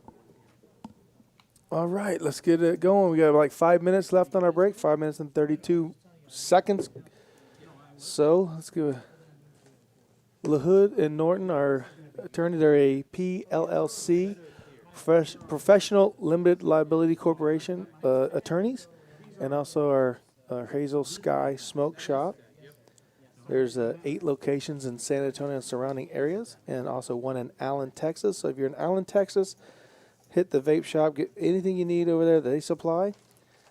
And you're watching the final table of the $100,000 guarantee. Our guarantee was exceeded. We're up to $141,600 for the tournament.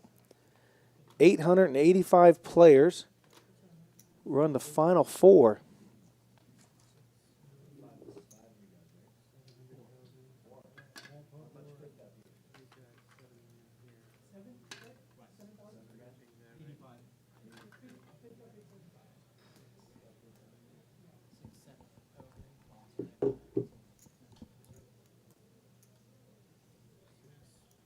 Right, 6,700,000. So that night when you came, brought the 200. That was it. That's 200. On fire. On fire. I lost a big hand early in the tournament. That guy? Yeah. The one over here, big chip dude? Early tournament, he bluffed king queen offsuit. All his chips. I had pocket queens. On the flop, the board was like 8 high. He bluffed all in king queen offsuit. I called with pocket queens, he turns a king. Turns a king. And then doubles up. I had 1 million chips. He gets 800,000. All right, so if you guys haven't heard, we are going to do a I-35 Cup. It's going to be a $500,000 guaranteed tournament, $500 buy-in. Be players from the Lodge in Austin, Texas, and, of course, Rounders Card Club. We're going to take the final 9 from each club and meet in Austin to play to a winner. The flights will be the week of Thanksgiving. Day 2 is Sunday and day 3 is Monday, the final 18 players. So we're going to be up in Austin for the final 18 to play it out and see who becomes the winner of a $500,000 guarantee. I'm sure it's going to be exceeded with both clubs putting this on. That will be the week of Thanksgiving.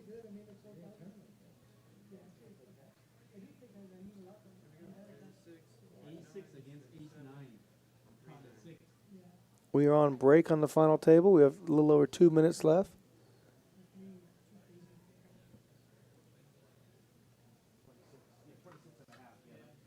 Players have moved around to different seats than they actually started the final table on. But our chip leader is Evan. He's at right around 11 million in chips. And then Beto is second in chips. I believe he's around 7.2 to 7.5. And then Daniel in seat 9 and Chris, and probably going to be in seat 3 or 4, are both around 4 million in chips. So we got 2 minutes left on the break. Players will be coming back. They're just taking a quick break, get something to drink. And then the final table will resume.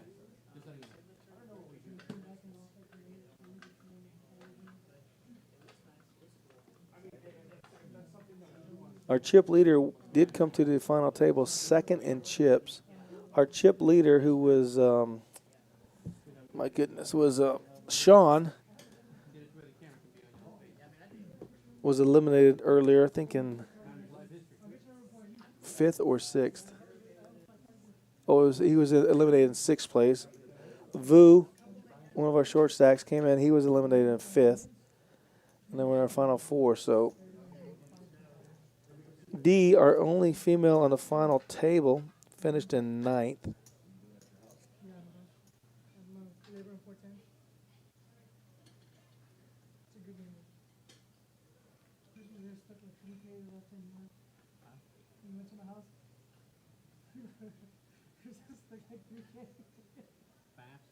I lost like 5 or 6 pounds.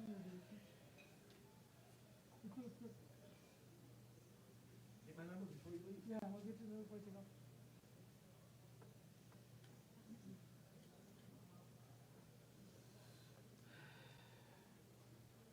Alright, boys, does anybody just want to run it out?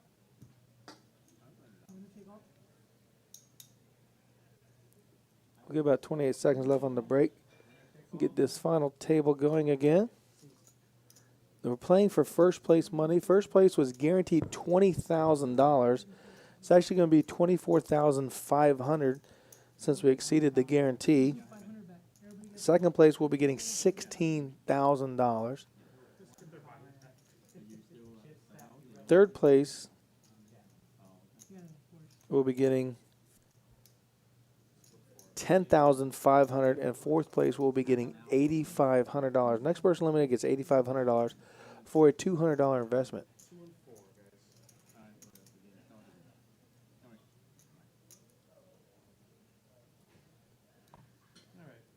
All right, we're going back from break. We got the final 4 playing.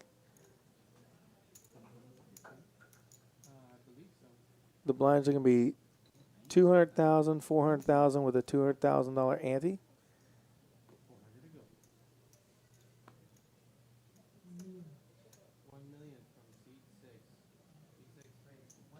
Beto's going to bump it. No, he's going to. Looks like he called with King 10 offsuit. I thought he raised. Okay, sorry. Action just a little bit slow right now. Getting back together. Raises to $1 million.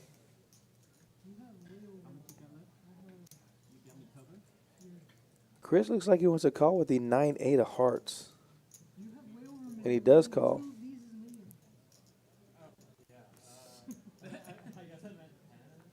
Beto has Chris out chipped by 2 million chips. Beto flops second pair, but Chris has the open and straight draw, snaps it all in with a draw, and Beto calls with 10s. The turn is a jack, giving Beto 2 pair, and the 6 misses for Chris, who gets it all in with a straight draw. And Chris is going to be eliminated. Wow. Jack 10-3 flop to 8-9. What a turn card.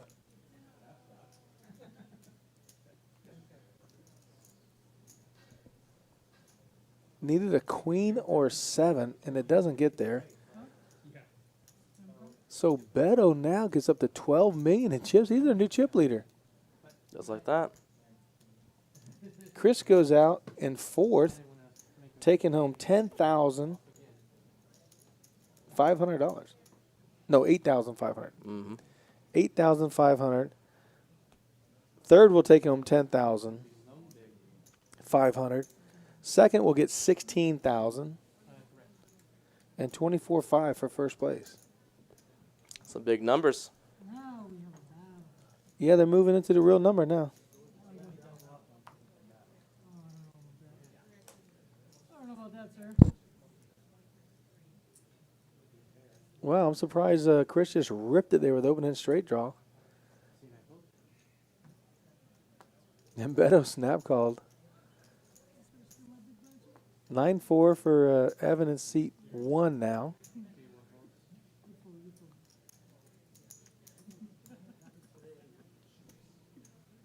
Look at that. Beto's the chip leader at 12 million. Evan is at 10 million, and Daniel is the short stack at 3.9 million. Still enough to hurt one of the players, and double up to 7.8 million. Mm-hmm. Definitely not out of it yet.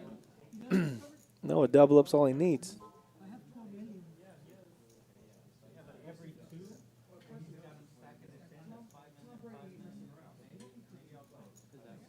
These guys have been playing since 2 o'clock this afternoon. So they've got 9 hours underneath their belt.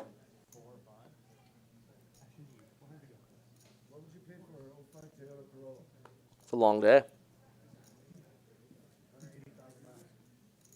See, Evan's going to come in for a raise here. He's grabbing the $500,000 chips and a couple green ones at $100,000. Looks like he's going to make a big old raise. $900,000.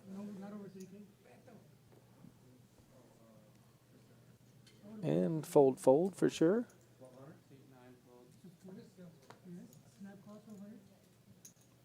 Daniel's just taking a deep breath going, come on, give me some cards. Don't want to be folding the 8-4 all night long. But I will. I just don't want to get those cards. Got to fold the 8-4.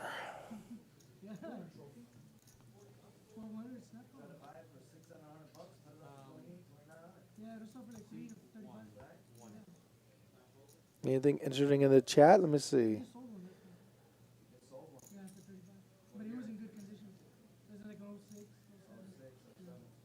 Brian Ray likes Beto for sure.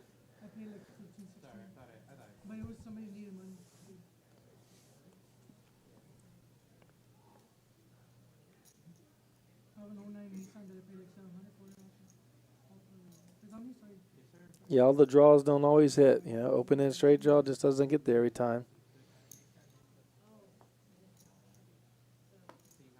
Hurricane Holly was rooting for Chris. Okay. Brandon's got Evan. Does anybody have Daniel or Beto? I know someone had Beto earlier. Well, look at this. We have an all-in from Daniel, and Beto's in a pretty tough spot.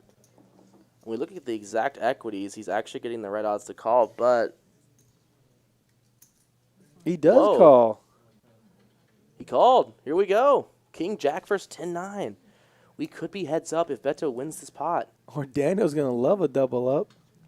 Yeah, if Daniel wins this, the chip stacks are all going to be super close. There's a king. A king, and Beto almost drawing dead now after this flop. He's definitely dead. Now he's dead. So he hits a 9 on the river. Yeah, Daniel gets a huge double up here. 7.2 million. So we're back to 10, 8, and 7 million. Respect. Let's see. Daniel's at 7. Yeah, 7.2.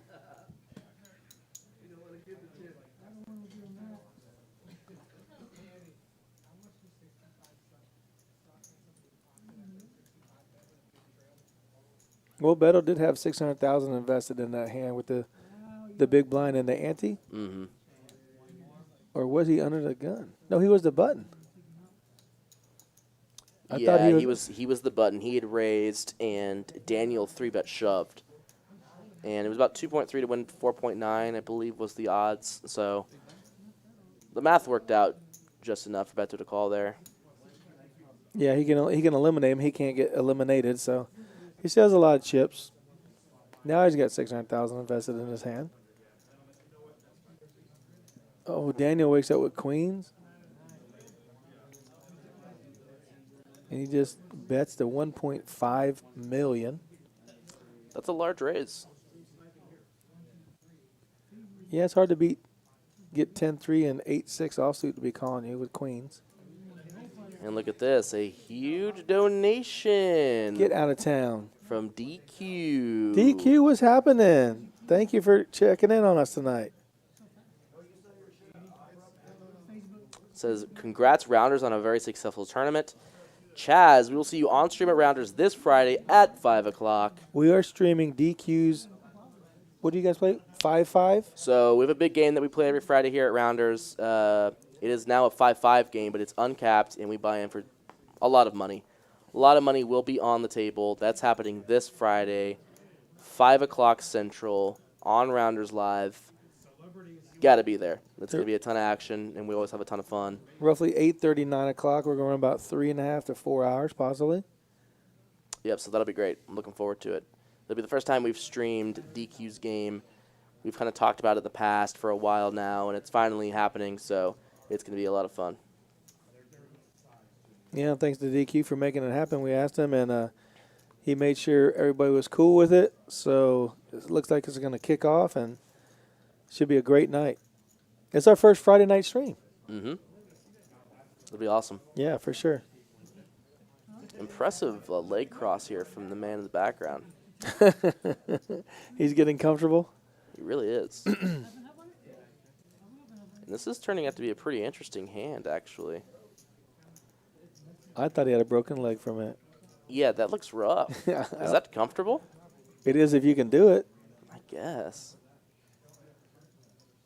I mean, I can punch a brick wall, but that doesn't make it comfortable. Bricks don't punch back. Wow, it looks like Evan was kind of posturing to make a bet. Posturing, he's going to bet, and then he checks. If he bets here, he'll take it down. Daniel will definitely fold. He has showdown value with the 7, so he's probably not going to bet.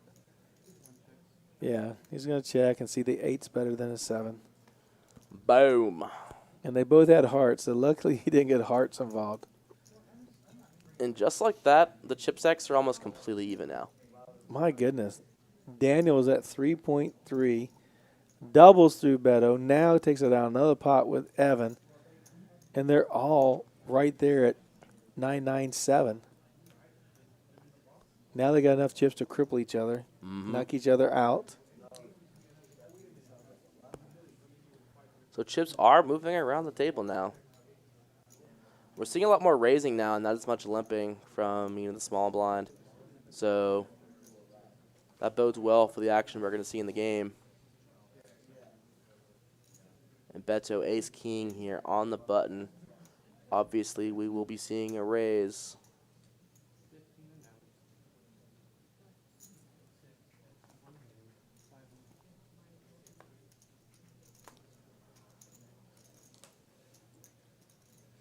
Let's see what sizing he goes with here. 1.5. Wow. Just bombs at 4x on the button. Interesting.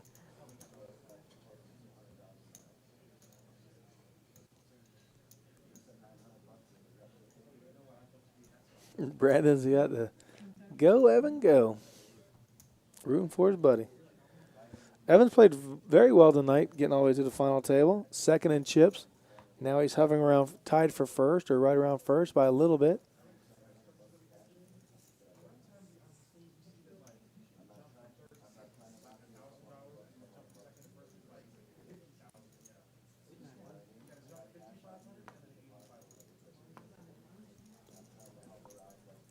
Should be opening a raise here.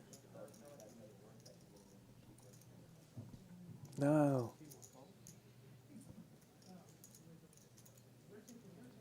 I don't think Evan does decide just on a call here. Honestly, with deuces, you could probably just shove. As it is, though. Well, he could have raised And million. Beto is saying, yeah, we talked about this earlier with Chris when he shoved with the 8-3 offsuit. Yeah, where he's where raising he here. Felt like he could kind of push around Evan a little bit.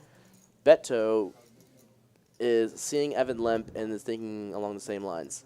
He's like, anytime I see Evan limp, I'm going to raise. And, yeah, Evan folds his deuces there. Wow.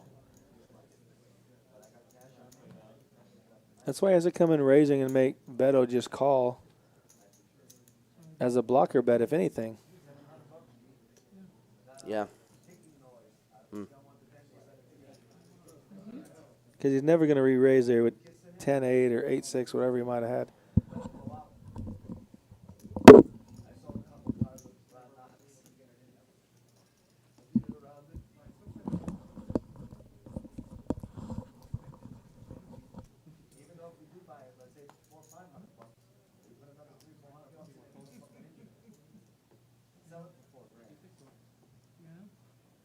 Dean gets a nice little walk here with the king 3.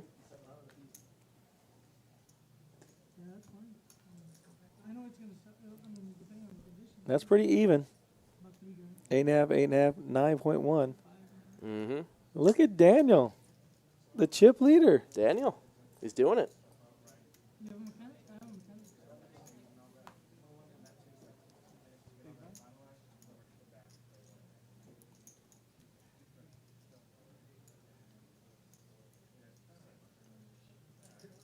Some tough hands to play on the Fontaine. 6-5, 7-5. 7-5 studio should come in for a raise. Nice little open. For sure from Beto, he's going to be raising this hand, knowing him.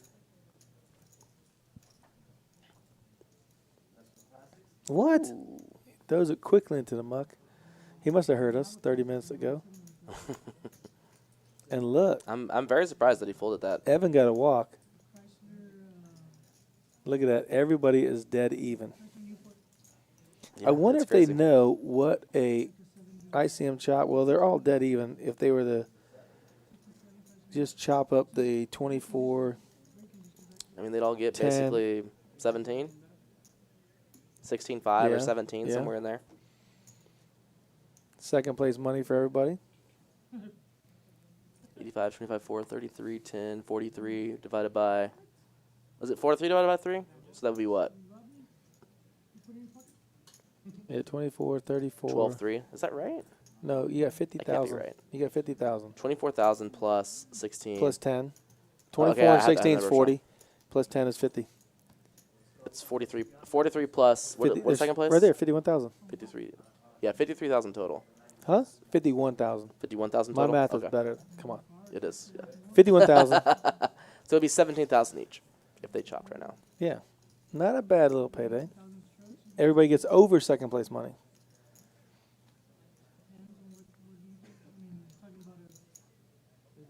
It's a $7,000 hiccup for third place.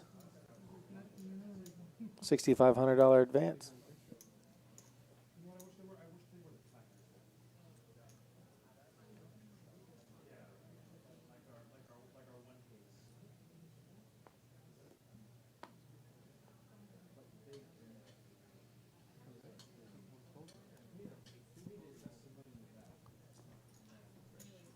That's funny. 6-2, 4-2, and 5-3.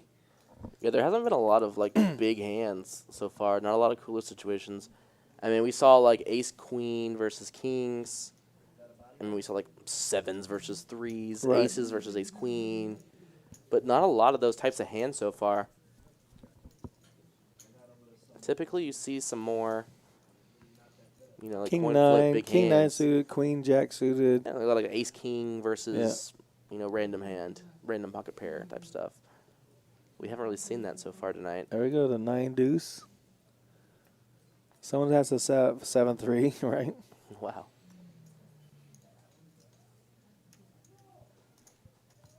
They're just going to be passing around the blinds here until someone makes a hand. They just need to play a hand of PLO to mix it up. A bomb pot right now. Yeah, bomb pot. Final table bomb pot.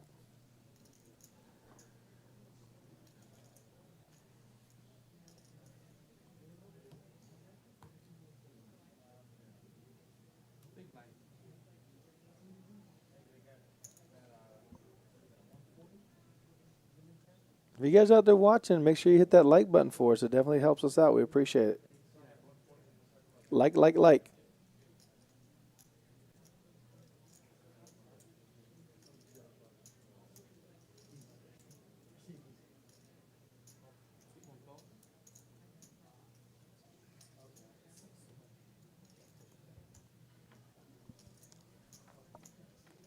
You do have 43 likes? Yeah, that's good. No child. DQ says no child. Yeah, I know. Max Payne.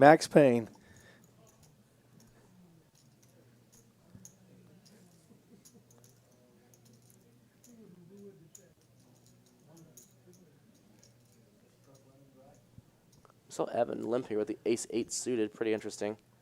And $1 million to call. Whoa. Interesting. What a call. Evan kind of choosing this hand to take a stand. Pretty interesting. Another interesting card here. Can he withstand the heat? Beto checks back pretty quick. The board double pairs. Wow. So Evan's got some showdown value here with the ace. See if Beto decides to go for it. He may decide his king high is good enough to go to showdown here. He may also decide that after Evan calls him once. He does bet. Oh, he bets. Evan says if we have an ace, we're going to chop it. He bets small. I mean, Evan's getting a pretty crazy price here. Less than a third of the pot. If he called in the flop, I mean, not a ton has changed. I mean, basically nothing's changed. And he's getting like crazy odds here. So you tie ace king. If he was beat on the flop when he called and he thought he was good, I mean, he would still be good on the river if he thought he was good on the flop. So this should be a call with ace high here. Yeah, you're tying all ace hands. He's going to do it. It is. He's thinking he has the same hand. That's what he did. He thought we have to have the same ace. So a big hand from Evan there puts him in the chip lead. And Beto drops down to $6 million in chips. Yep. I think his sizing could have been a little bigger, and he could have taken it down. I think a 1.5. Well, it looked like Evan had. It never looked at any point that he was really considering folding to me. I think he would have probably had to go really big to bet there and get him to fold, but it's just really hard for Beto to rep anything there. And with that sizing, you're basically repping like you're going for value with like a 4. But are you really going to go for value with a 4 on that river? I mean, you might. Right. You could if you had yeah, for sure. Lobo Poker in our chat, our buddy of ours from the Card Club, says double board PLO bomb pot for all the glory. He says, let's. I like that. So is DQ.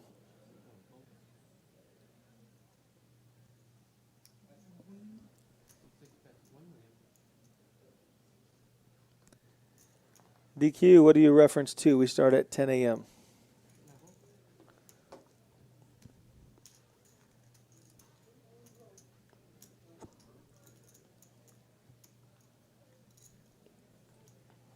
Is Chaz going to be playing in the I-35 Cup? For sure. For sure. Yeah, I mean, this ended up being a great tournament, the 100K. And it was a lot of fun. Can't wait for the 500K. It'll be interesting to see what that price pool actually ends up hitting. 750, 800. I would not be surprised if that's the case. You got Daniel here picking up a hand with 2 7s.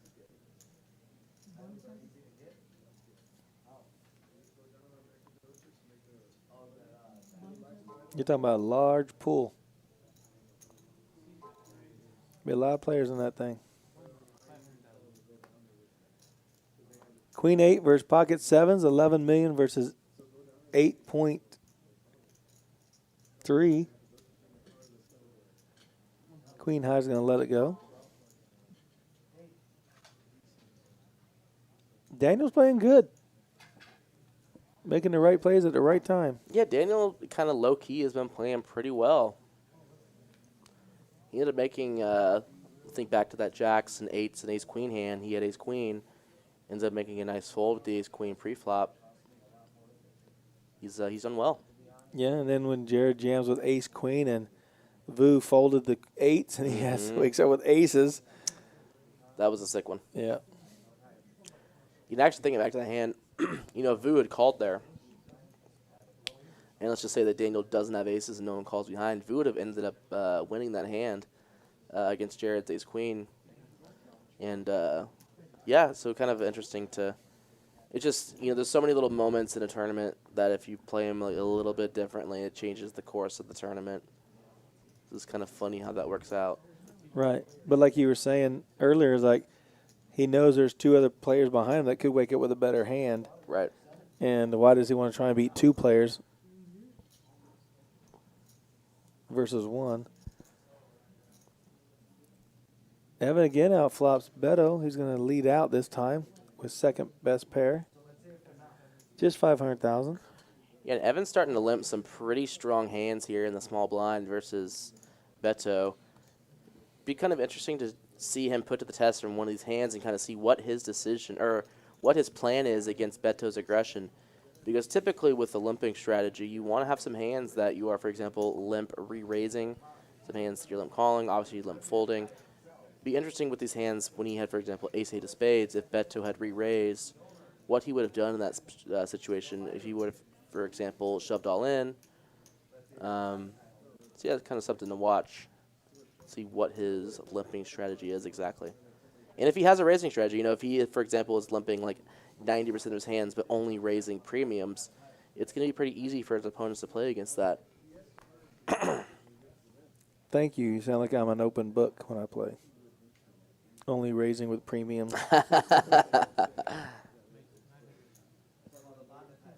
Vu, I played so much with Vu. We're in one of the tournaments, and I get it all in. And before he shows our hands, he goes, he only plays aces and kings. I turn over kings. He goes, I told you. I told him today I opened up my range to queens also. Oh, nice. And look at this, a three-way flop here. There we go. Against a pre-flop raise. Yeah. Would not have bet on this happening at all in this final table. And Daniel ends up flopping the best hand. We see him Beto kind of take like some random stabs at these pots. He doesn't do it here. And Daniel should not have checked that. I don't mind the check. I like him to bet it and take it down. Yeah. And Evan, I think Evan probably should. You're just allowing him to catch up, and bam, he catches up. Yeah. So if you bet there, Evan's folding. Okay. I know he's got two overcards, but if you bet there on the flop, I'm pretty sure you take down that pot. But now, Evan's definitely in the lead, and he's going to bet it and take it down. 1.5, 1. He's going big. 1.9. Be interesting to see if Daniel decides to call him once. He's going to back it down a little bit. 1.8. He's at 3 or 4 greens. 1.8. Daniel let this hand get away from him by not betting the flop.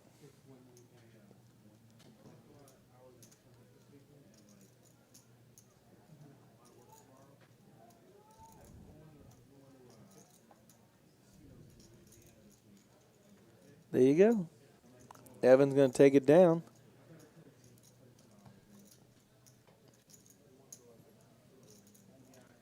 And Evan widening his chip lead here.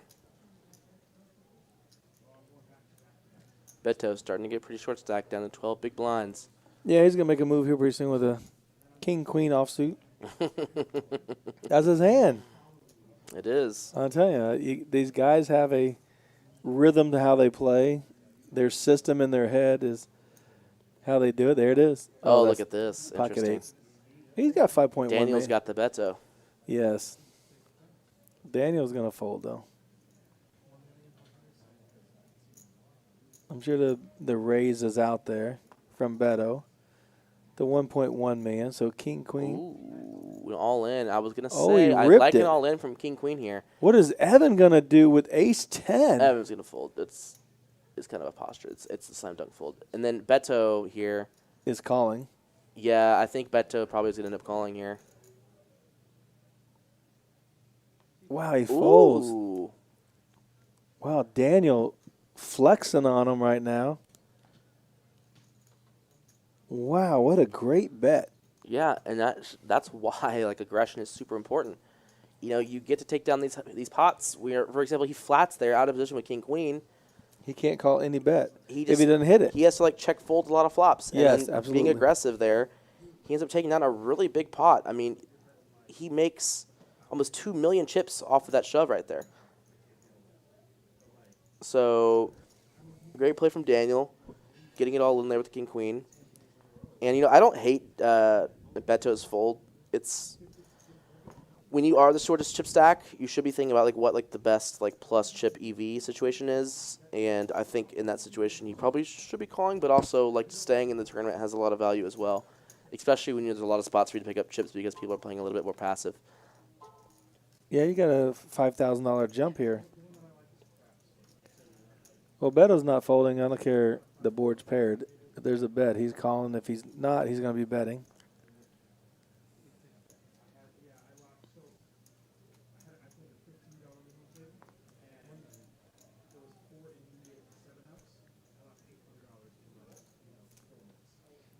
Evan's pretty much surrendering when he checks.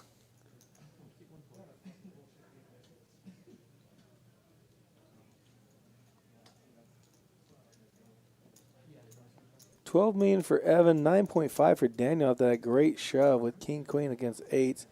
And Beto's down to 11 big blinds at 4.4. The blinds do go up in a minute and a half too. So Beto's going to be under, right around 10 big blinds are under here in under 2 minutes.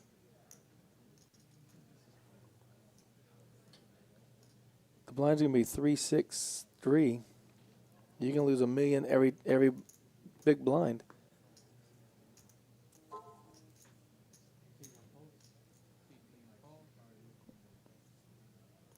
Daniel at pocket nines. He rips it. Beto snap folds. Daniel just just by picking up his aggression here, Daniel just a few hands ago had $7.5 million. All of a sudden up to 10. You know, it shows you, you know, there's a lot of spots here at this table, even three-handed, to pick up some uncontested chips. Yeah, Racing Nerd, yeah, that's for sure. 8-8 knows he's flipping for sure. Absolutely. He's hoping he's flipping that worst case. He doesn't want to have an overpair against him.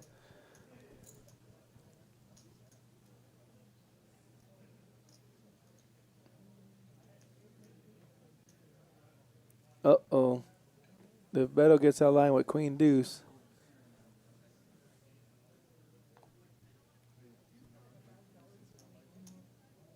Ace king will easily take this down with a open here.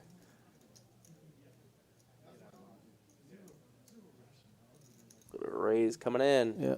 And it's 1.6. 1.6. 4x'd him. Everyone's like, oh, yeah, that's a lot. I'm going to fold. And he's showing a lot of hands on the final table. He's getting the run good right now.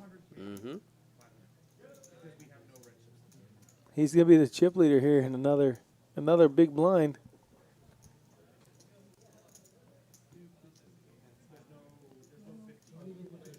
Oh, the blinds are up.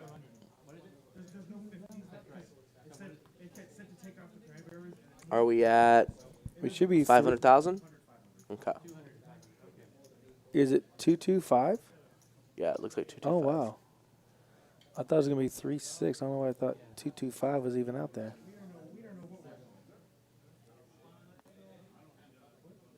So we went from 2-4 to 2-5. Nice. Yes. Daniel 16. 1.6 with, and of course the 8-3-10-4 is going to fold. Close to the new chip leader right there. He keeps doing that.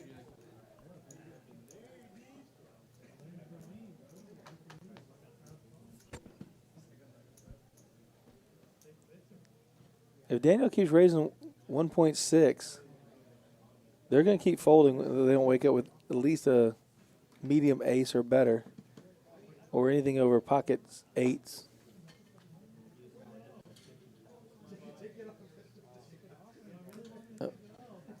Dealer change.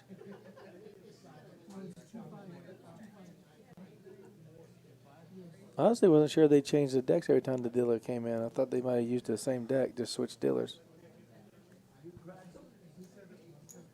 That definitely changes up the dynamics of the game. You know, you get a rhythm of the cards coming your way, then they change the deck or move you to a different table when you're in the tournament. Either you start running bad at the new table or cards just turning out to be different. First hand back after the break. You had 8, 9 of hearts, you had King 10. Yeah.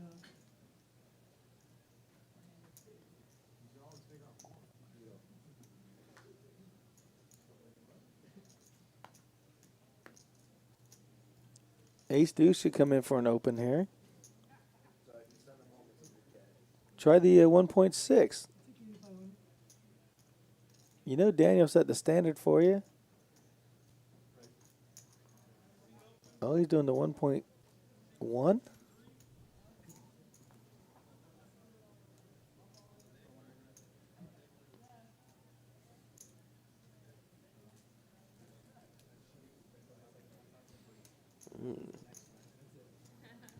Beto got out of the way, but his pocket threes. Pocket threes is going to play.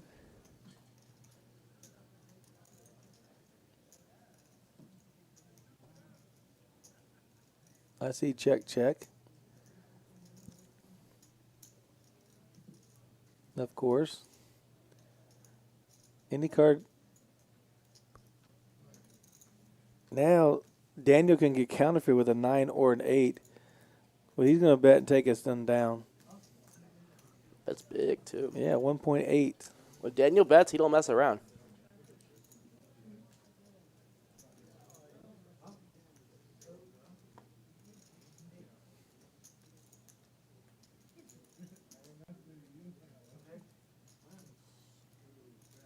Good fold, Evan.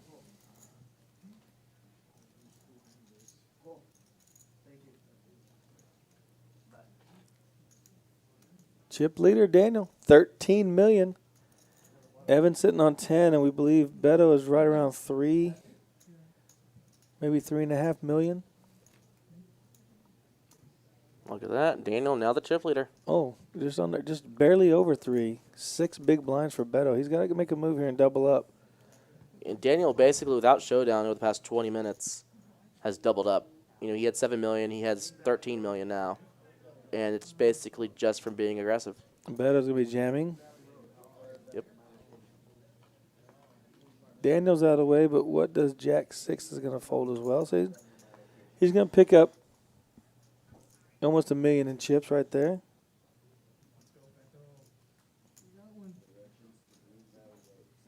He's going to be at an even $4 million in chips, picking up 900,000.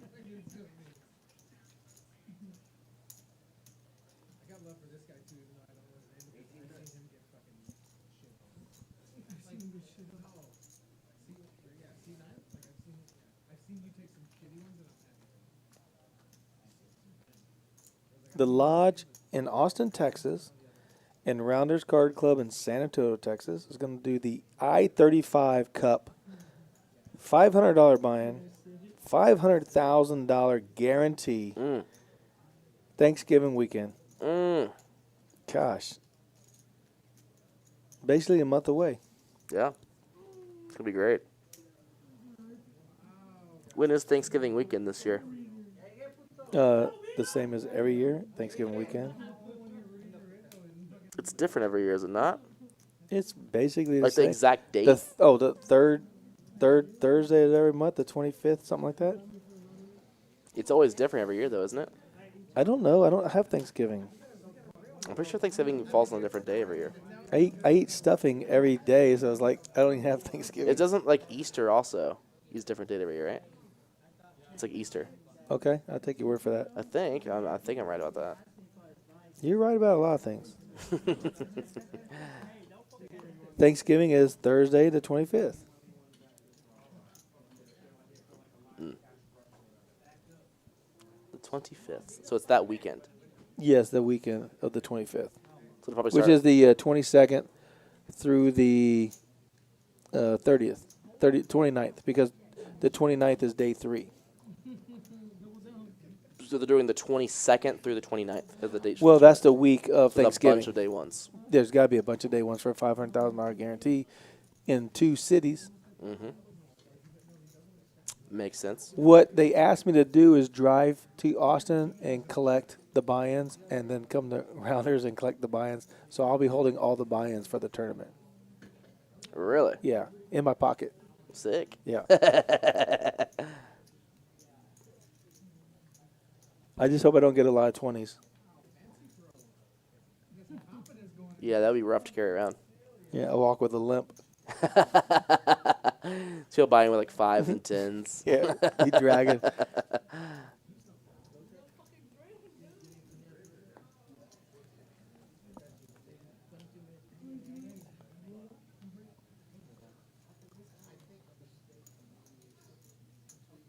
Daniel turning up the aggression.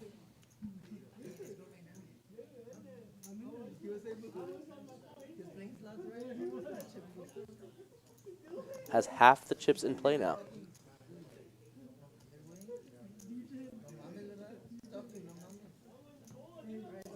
Roughly 26 million out there.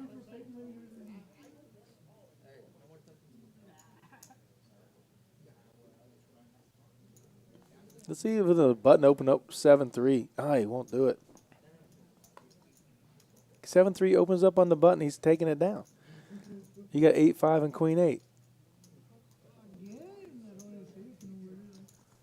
He needs to play from back here in the booth. I think Well, that's the key. I Just wish look at the cards, you know. Well, position, right? Is Position, everything. yeah. Especially three-handed. All you can do is open. If they re-raise you can snap fold. Well, you are right also that Daniel, is the chip leader again, should be opening it up here quite a bit. It's going to be tough for people to play back at him, especially Evan. It's going to be very tough for Evan to play back at him. Yeah, Evan's waiting for Beto to get eliminated, so it'd be heads up.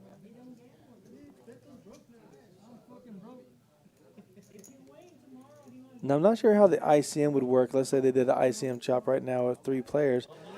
I know that Beto, being the short stack, would actually probably come out better than the chip leader as far as, okay, we did an ICM chop 5 ways, and the guy who was in 5th gained $8,000 by doing an ICM chop from what he would have got paid if he gets eliminated in 5th place. That's sick. It all came from the top down. Yeah. I don't know how it works three-handed, but I'm thinking it's pretty close to the same. Daniel ends up getting a straight here. But if I'm Daniel, I'll say, you know what, give me the 20,000 that was guaranteed. You guys do the rest and take the other 4,000, and I'll just take the 20 and be happy. Sure. I think if Daniel were to do an ICM chop right now, he'd probably get about 20. There you go.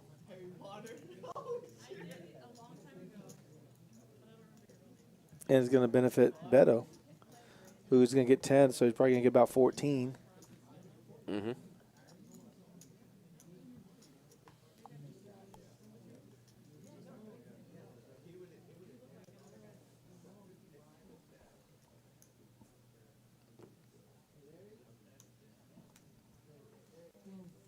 Eight 5 versus Queen 6. Queen 6 is going to open.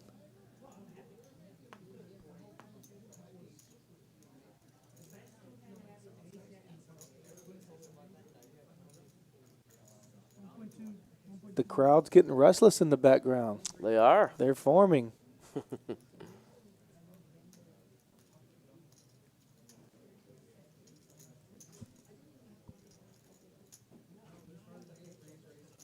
Evan's going to look one more time to see if anyone makes the call.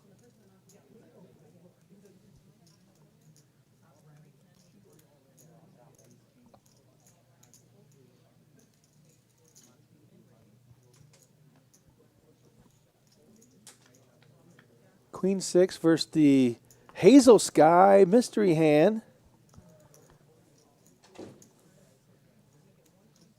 Evan quickly checks, representing no ace, no jack, no queen.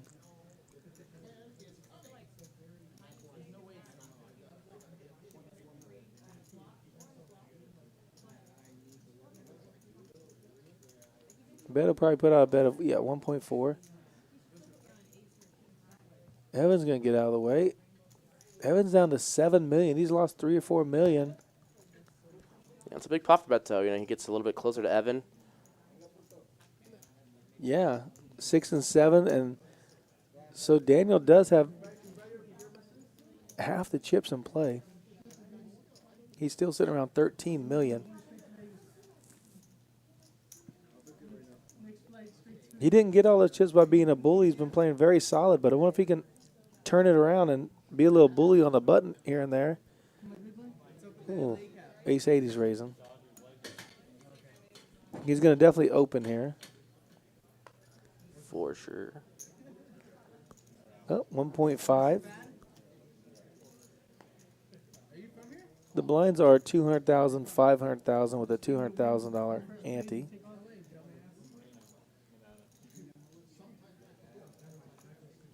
That's it. Bet 1.5 million. Every hand that someone limps in, you're going to take it down. Mm-hmm.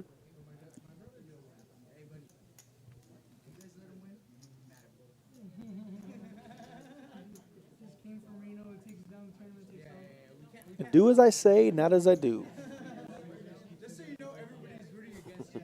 Are you implying you don't raise as much for tournaments? Yeah, I'm a limper. Either limp or all in. There's no in between. Oh, nice. Unless you have aces, then you'll raise. No, all in. Under the gun, all in. Even early on in a tournament, you're just shoving? Yeah, 5 million. Like 75 big blinds, just shoving aces. 75 big blinds. Call me. I dare you. All right, I'll take down the 100,000 big blind. Thank you.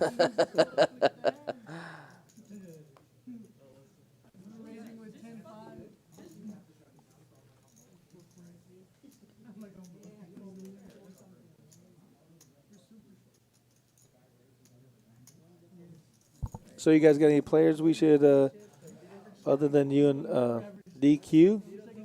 I know the familiar players you guys typically have. Poker Traveler, one of them. Mm-hmm. Is E coming into play? I don't know about E. But I need to ask DQ about Lexo Poker. Mm-hmm. Is he bringing Lexo to the card club? I don't know about that. That would for sure be a question for DQ. But here we go. Queen 9 versus Queen 9. Same clubs, same spades.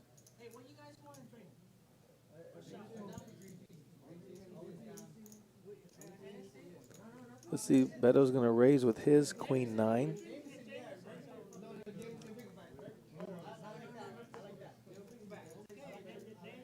Daniel quickly folds his Queen 9. 5-10 gets out of harm's way. Beto probably got more chips than Evan now. Yep, after that hand for sure.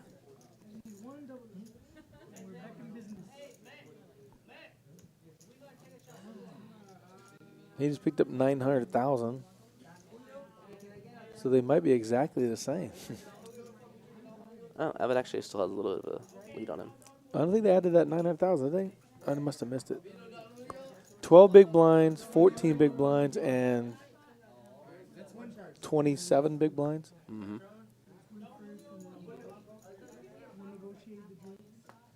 You gotta like that. 27 big blinds, final table, three-handed. Sure. There you go. 1.5 is the standard raise from Daniel now. He's only got to beat 6-3 and 8-6. Did Beto call?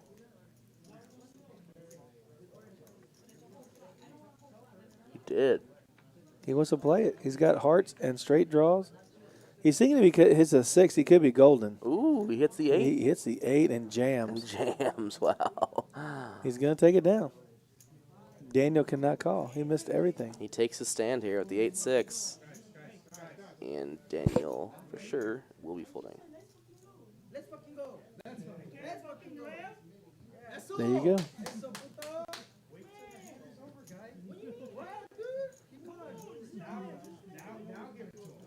Beto's going to have like 8 million now? Maybe 9. It looks like about 8. Yeah, probably 8.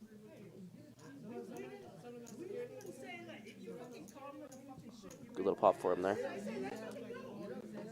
Well, he picked up 1.7.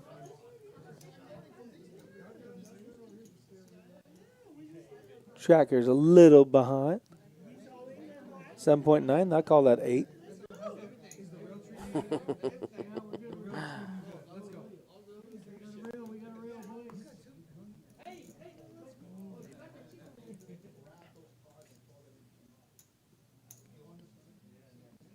When I got $1.82 in my checking account, someone goes, "How much money you got?" I go, "I got $2." I rounded up. I rounded up. I don't want to say $1.82. I got $2, bro. Yeah, I got $2 for sure. How much you need?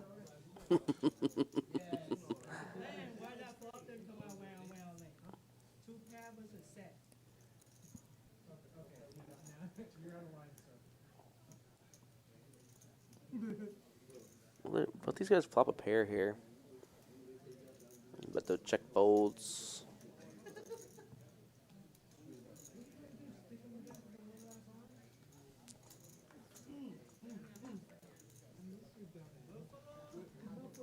Forrest sent me a message saying, "Hey, I'm interested in playing on any upcoming streams on 1-3. All right, Forrest, we'll put you on the list to play on a 1-3 stream. All you have to do is subscribe and like the Rounders Live and send us a message on the chat, and we'll do that for you. There's a price for everything. No toes. 0 toes. They said Beto's rail is live. That's everybody's rail. They're just standing there. That's Heidi, the blonde hair, and Matt, one of our dealers here.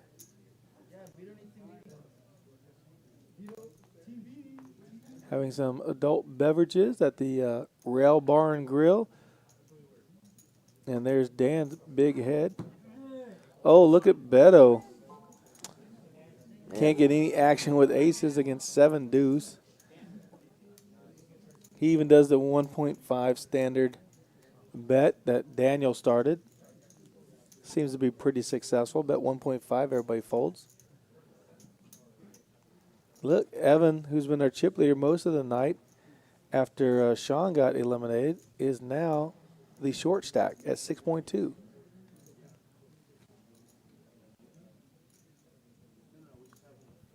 He's lost half his stack since the last break. He was at 11, basically. Yep.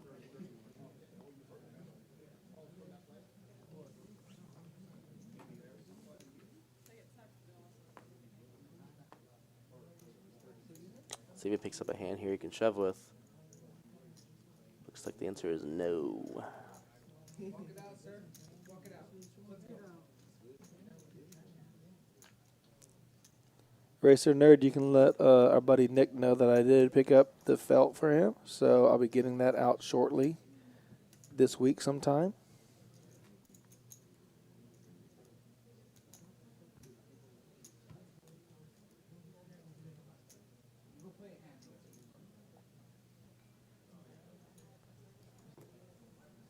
Mike asked, "Do you know how many runners there were in the tournament?" There's actually just one. Yeah? I just saw it, yeah. Just one. Just one runner. We have it on the cameras. If you guys want to see it, we can probably get it on one of our streams. Post it on YouTube. I think the answer he's looking for is 840. Yeah, but there was one. 2 pair versus nothing.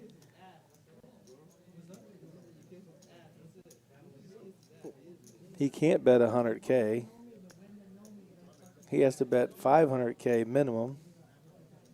I'd imagine it's probably 1 million that he bet here. Missed a 0.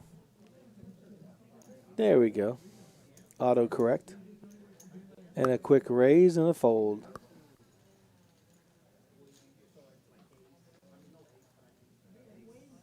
Daniel waited and waited and waited, and now he's making all the hands. Shows his cards, too. A lot. He's letting you know he's not bluffing, so it'll be hard to call him when he does bluff, if he does ever have to bluff. Mm-hmm.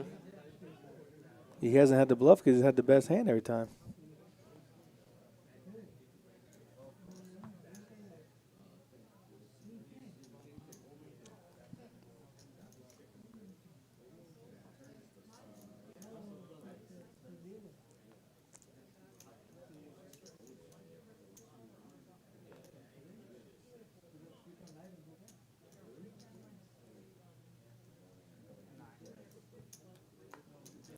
Evan gets a walk with a pocket pair.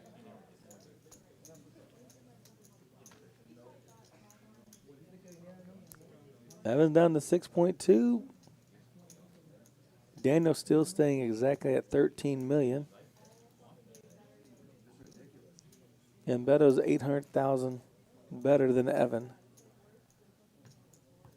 12 big blinds and 14 big blinds.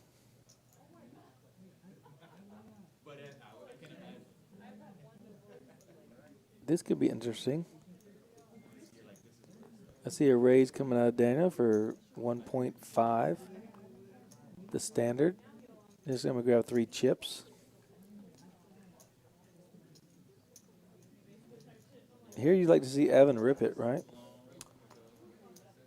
And he's going to get away. It's close. I mean, suited, yeah, it's probably very close. It's probably the worst hand you're going to be ripping there. You know, you're three-handed with a suited ace, even though the kicker's not your best. Yeah. Evan really hasn't been the 3-bet shove light type of guy, though. No, I think he had ace 10 or ace jack he might have just called. Yeah.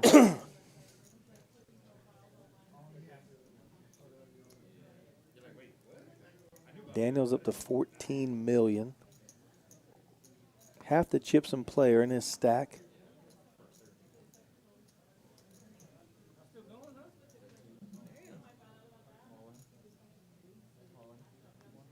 Ace deuce wasn't good enough, but 7-6 is. There you go. Rips it in. My goodness. I can't play this game. But it's the right play. Like he's finally being aggressive now and making the right play. You know, he picks up 1 million chips right there. He moves in the second, I think.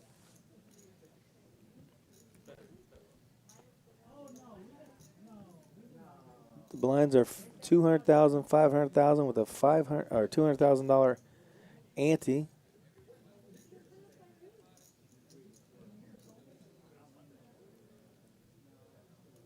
You're watching the Fall Classic final table of the $100,000 guarantee.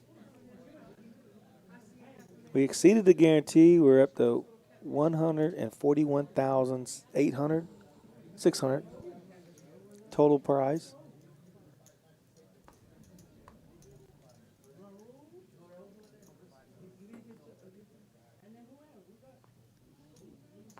Jack 8, Jack 4, 2-4. 2-4 comes out betting. The standard 1.5 bet.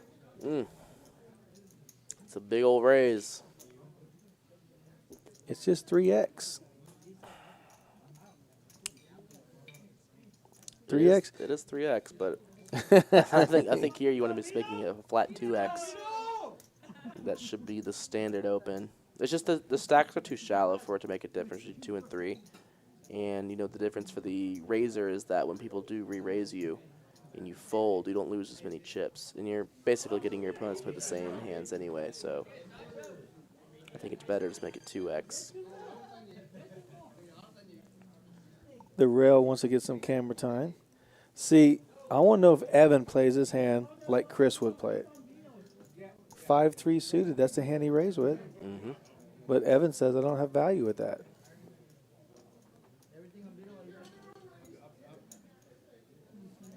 Edwin, one of our young good dealers, is passing out the non-premium hands right now.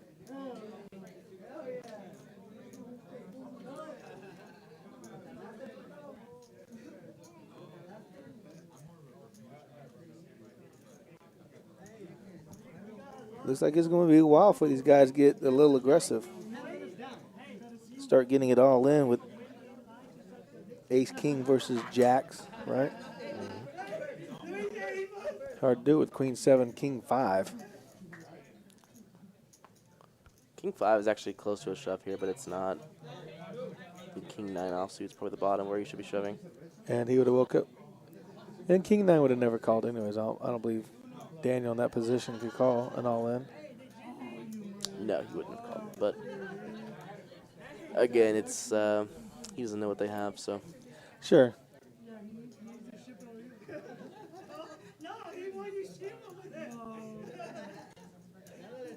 As soon as you win, you're gonna get a fucking text. Jimmy Fold. Fucking eight. Hey, yeah, but I was supposed to call. Blind level is going to change in about 2.5 minutes. Everybody's excited to see who wins this tournament. They're all rooting for somebody. Yeah. Beto doing a standard $1.5 million here. Daniel set the precedent and everybody's following it.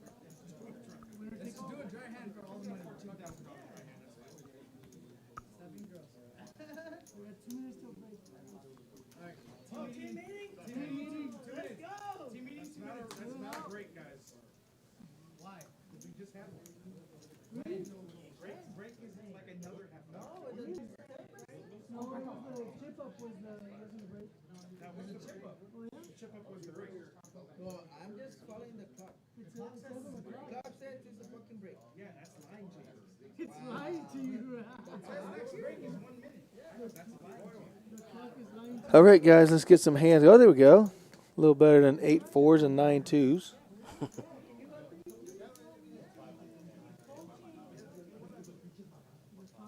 I like Daniel's chances of taking this thing down. He's been playing super well all night, making the right plays at the right time, getting the 1.5 million standard bet. Whoa, what's Evan thinking of doing here? He's got a lot of chips in his hand. Whoa. He said all in. He announced it. 7-5. No. Suitor's going to fold. Oh, we have a call. You do have a call? Yep, Daniel called.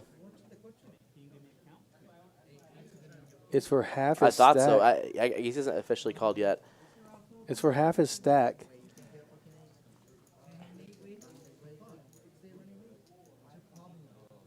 I think Daniel's going to call here.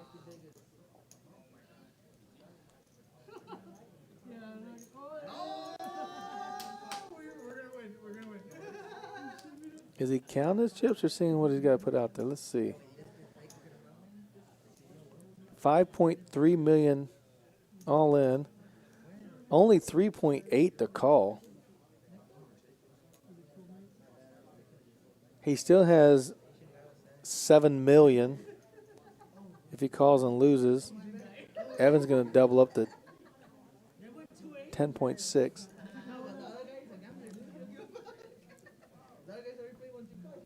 He is trying to figure out how many chips he's going to have left. And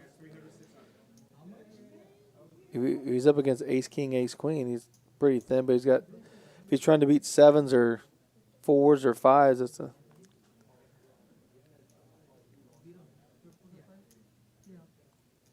He might fold this.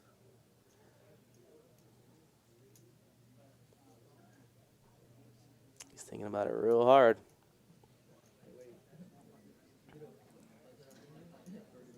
He knows that Evan's been playing pretty snug tonight. I was pretty shocked to see him decide to show Just rip it. King 10 offsuit here after some of the other folds he's made. But he is using his image to his advantage here. For sure.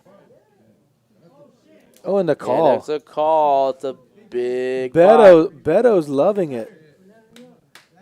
Yep. He is in second, but no 10, and Evan's going to. Ooh, flush draw? Nope. Needs a 10 and 10 only.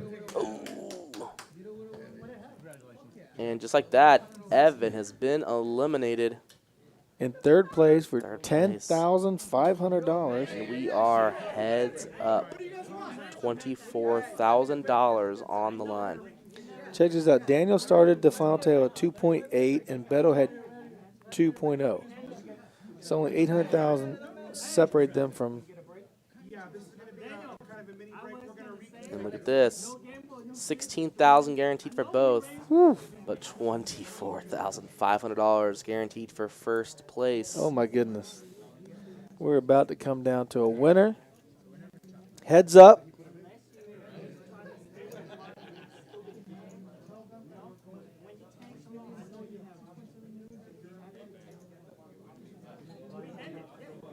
Surprise you with the King 10 rip?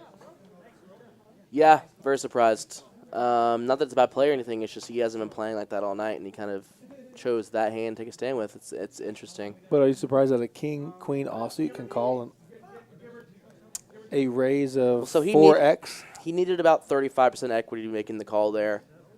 And, you know, king-queen, it's pretty tough to be, like, completely dominated with king-queen. Like, you have to think that, you know, again, you're only completely dominated by two hands, aces and kings. So you're almost always going to have, like, a decent amount of equity, and also you have a bunch of flips in there as well. So king-queen is going to be a call there. And, yeah, he obviously calls, and it looks like we're on break.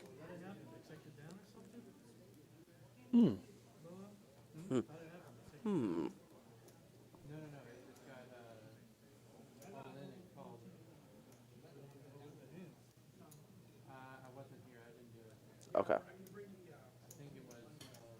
Okay.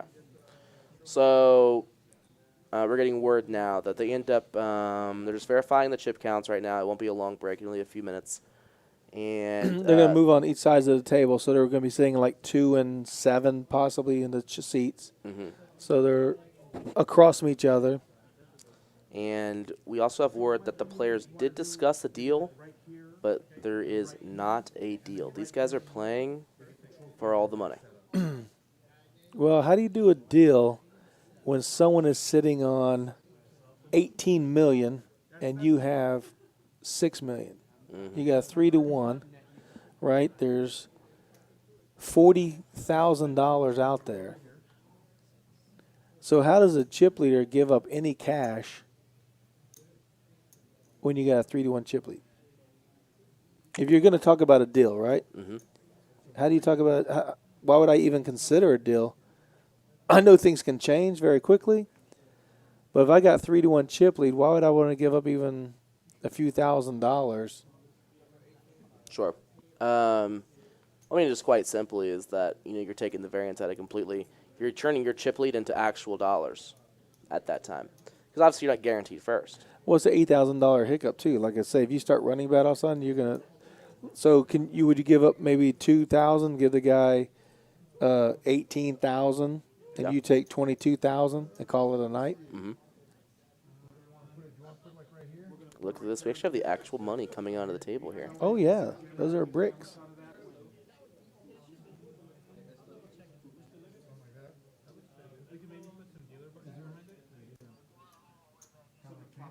And the trophy.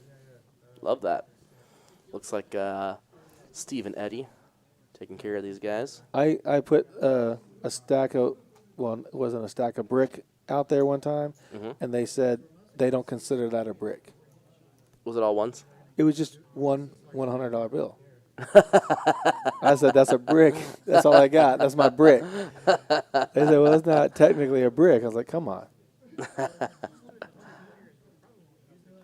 It's the same shape and size as those. It's just not as thick. Yeah. Oh, they're trying to balance out that money?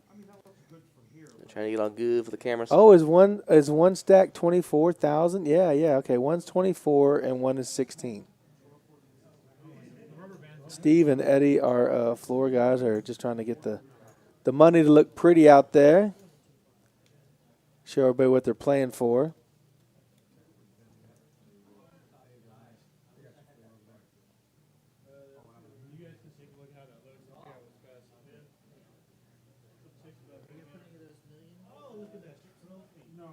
Got all the tournament directors out there. We got Dan. We got Steve. We got Eddie. We got them all.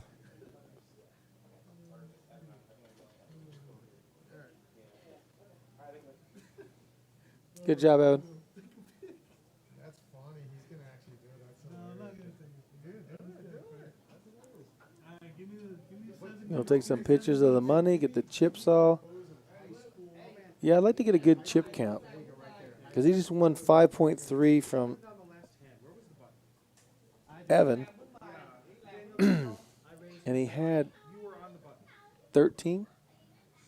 So he's got 18, almost 19 million chips. Yeah. He's got a big old chip lead right now. And if there's 26 million out there. Yeah, he's got, 2/3 to 3/4 of the chips in play right now.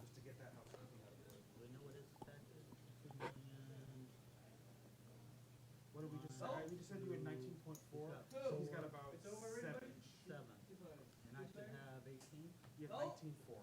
19. Can see it? 19. Yeah, 19. But see, the like first and second.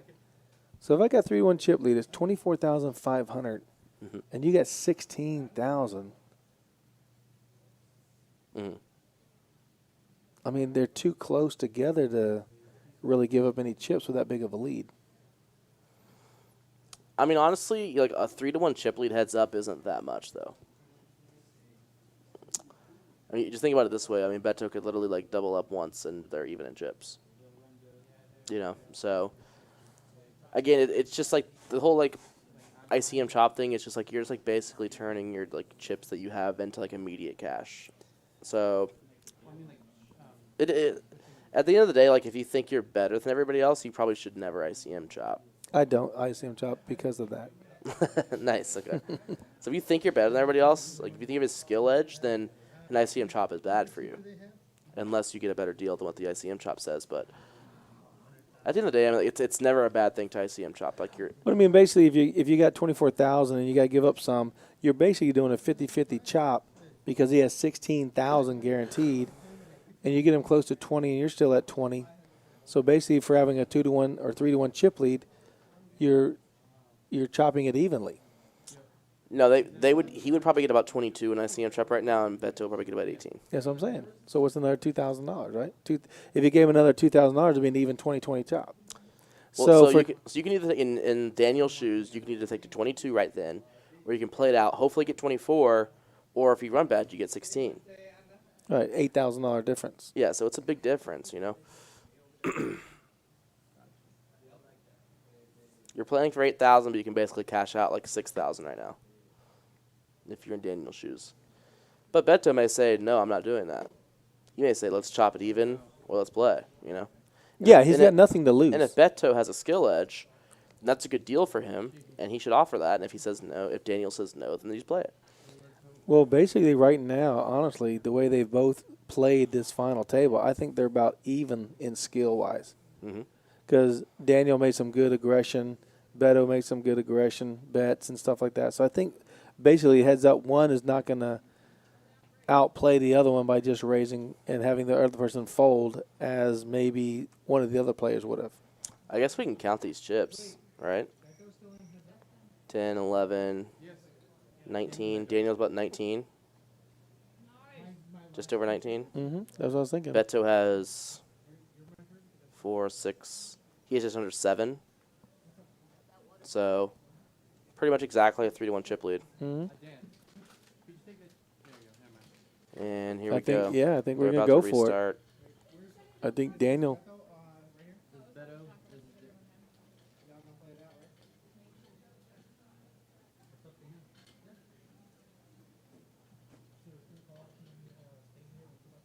You remember these guys have been playing 12 hours too. So was that a 12-hour all-in, the King 10 for Evan? Like Maybe, I'm tired. maybe. I got a big king. Let me just rip it. You can only call me with a better hand. Well, it is interesting that, you know, he folds the ace deuce like 2 or 3 hands before. And shove with a 7-5. And then he decides to, we're talking about like in specific like 3-bet situations where he get a 3-bet shoved. He has the ace deuce against the button open from Daniel for the exact same sizing. Decides to fold the ace deuce suited, but then decides to rip the king 10 offsuit. I mean, I much prefer to have a suited ace in that spot than an offsuit king. And, yeah, and as it is, kind of ran into king queen there.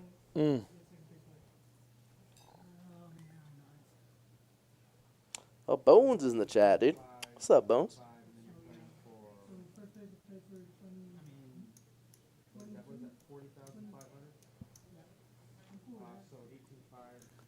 I'm going to give the chat a hint. We're not on the air for that much longer. Stay tuned. Yes. Things about to happen very quickly. We're hoping to get the winner back here as soon as he's won. I think it's going to be a top pair versus straight draw or something, flush draw, something like that.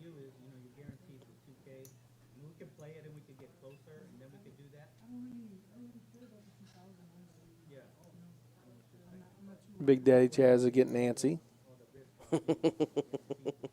Are you playing tonight after this? No, I think I'm gonna go out.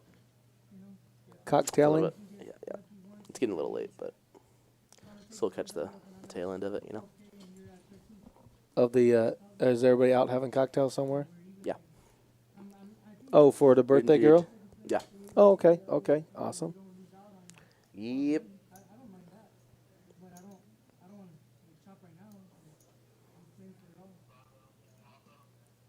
They're still talking about some kind of deal. You can see Beto saying, "Look, man, just give me 19, man. You take the rest."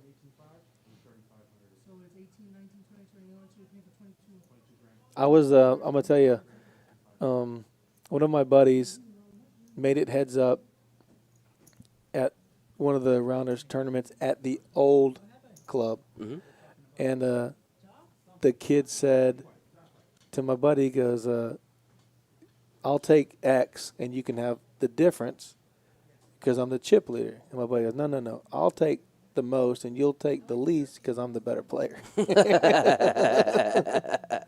love that. And the guy said no, and then my buddy ended up beating him. So. Oh, really? Yeah. Nice. Yeah. Shout out to our man Sandeep. It was funny. He goes, "I got the chip lead." He goes, "I'm the better player." I love that. And he's very strong.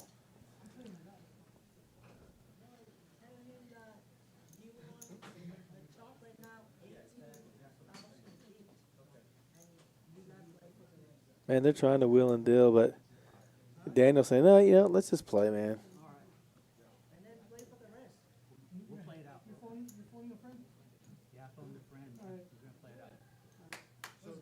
Are you ready to play it out for the 18-5? So what are the blinds now? We're at 252. Have they changed? They must be changing, right? I think it's 600,000 big blind now. 363. 336, yeah. Yeah. All right, we're gonna play. We're heads up. Fall Classic, $100,000 guarantee. Last two players, Beto and Daniel.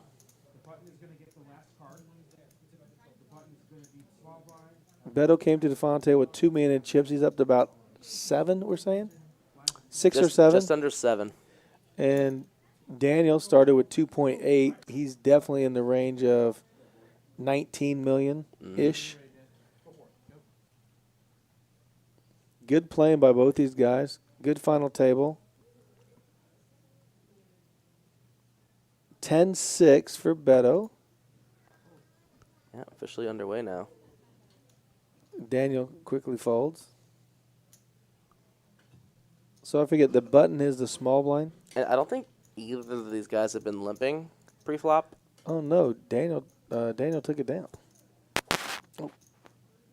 So I don't think either of them been limping, so I think we're probably going to see both these guys just raising from the button instead of limping in. But we'll see if they do change it up heads up, but I doubt it if they've been raising all night so far.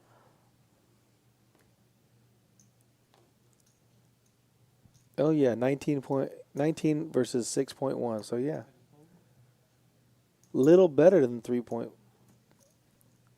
chip lead. And Daniel's still opening 3x from the button, so. He's being aggressive. Like you said, Beto has enough chips to make it even if they get involved in a big hand. Mm-hmm. It basically be, let's see, 14 million to 12 million.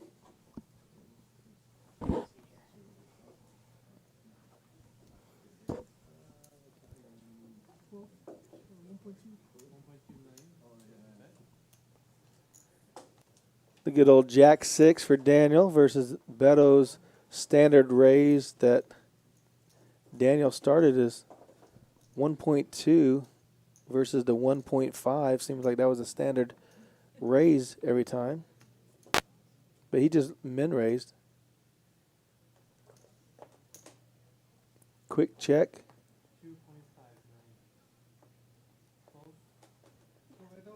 A bet and a fold.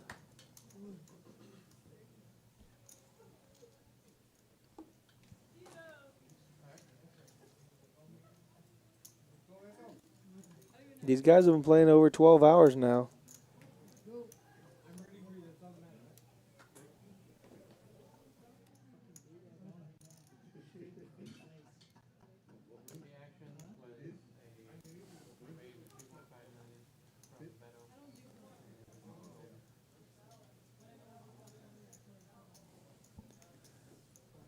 Looks like Daniel's watching the stream. Wants to make sure he knows how Beto's been playing all night.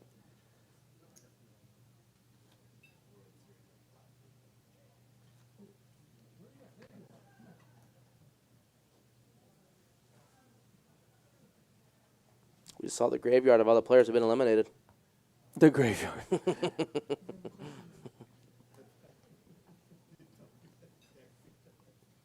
I think I got it right. I think D went out in 9th, right? And Kyle went out in 8th. I don't remember. And then Jared went out in 7th. Sean 6th. Vu 5th. Chris 4th.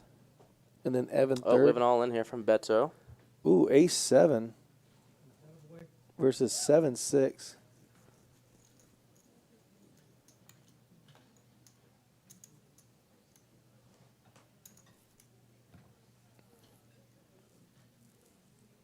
Daniel definitely doesn't want to double him up. I think Beto in that spot probably saw that it was the first time Daniel had limped on the button, so can shove a little bit wider there more confidently. Well, he can be a little more aggressive, being his locked up second place. He can put the pressure on Daniel for sure. Uh-oh. Let's see if he goes with a... Raising it up. Yeah, he's going with the Daniel raise. Oh, 1.8. Okay.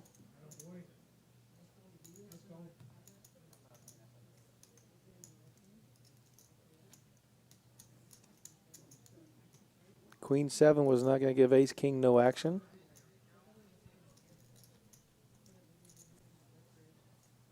Beto picked up some chips up. Picked some chips up. Heads up so far. He must be around 9 million. Oh, 8.2. Okay. Yeah, Daniel lost about 2 million. 7-6. No, you're good. I just let it be. It's only Boom. Nice little open.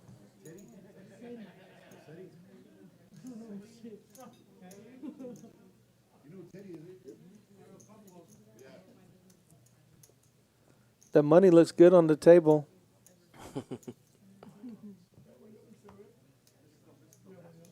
That's a nice little trophy to take home for the Fall Classic. Yeah. Love it. It's like a blue flame. Yeah. Oh, man.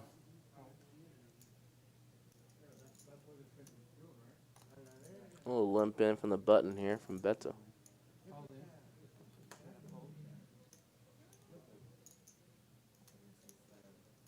Takes it down with the shiv. Beto's got to give it up. Yeah. King high is hard to call with. It's bad to call with. Unless you're just tired. You need to double up. The only reason you ever call with king high, you're just tired. No, you know he has a queen high. You're like, I got him beat. I think Daniel is from Nebraska. He must know Sean.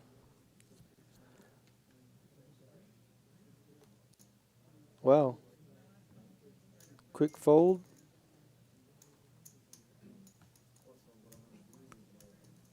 It's a lot of money right there. 40,500. Or just first place, 24,000. What do you buy with 24,000? Do you go, this is all poker playing money, or do you go, I'm gonna go buy something? I don't know what I'm gonna buy, but I'm gonna make a list of 3 things I want and go buy one of them. Sounds like a good idea. This should be the last hand. 6-5 versus 8-3. That'd be some gambling. It would be. It's gonna be. I'll say the last hand.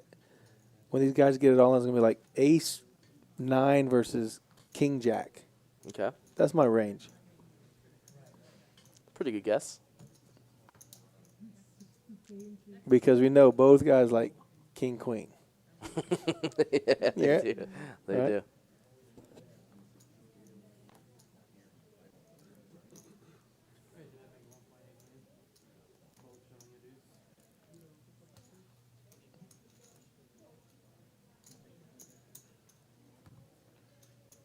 Back up to 19 million. Got his 2 million back that he was down after a few hands. Mm-hmm. And these blinds are so big now.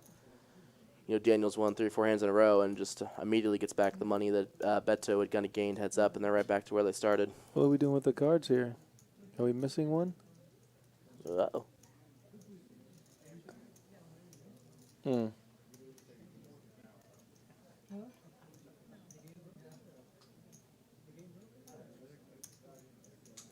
He's just counting the cards real quick. They switched decks, but it wasn't preset again, so.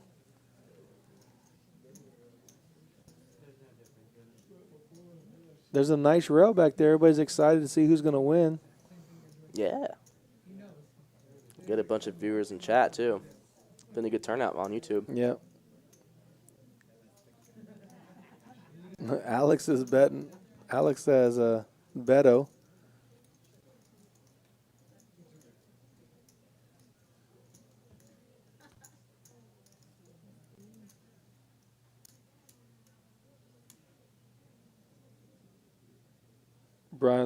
Brian Ray says put away 30% for taxes. You don't have to put any away for taxes. You got to count your losses with your wins.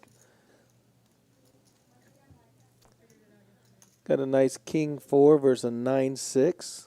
Well, let me check. Whoa! Flops quads. Holy shnikey. Daniel with a sneaky check. Well, how can you can't bet? And Beto actually leads here. No, not leads. He bets here. He takes the bait. Daniel with a smooth check call.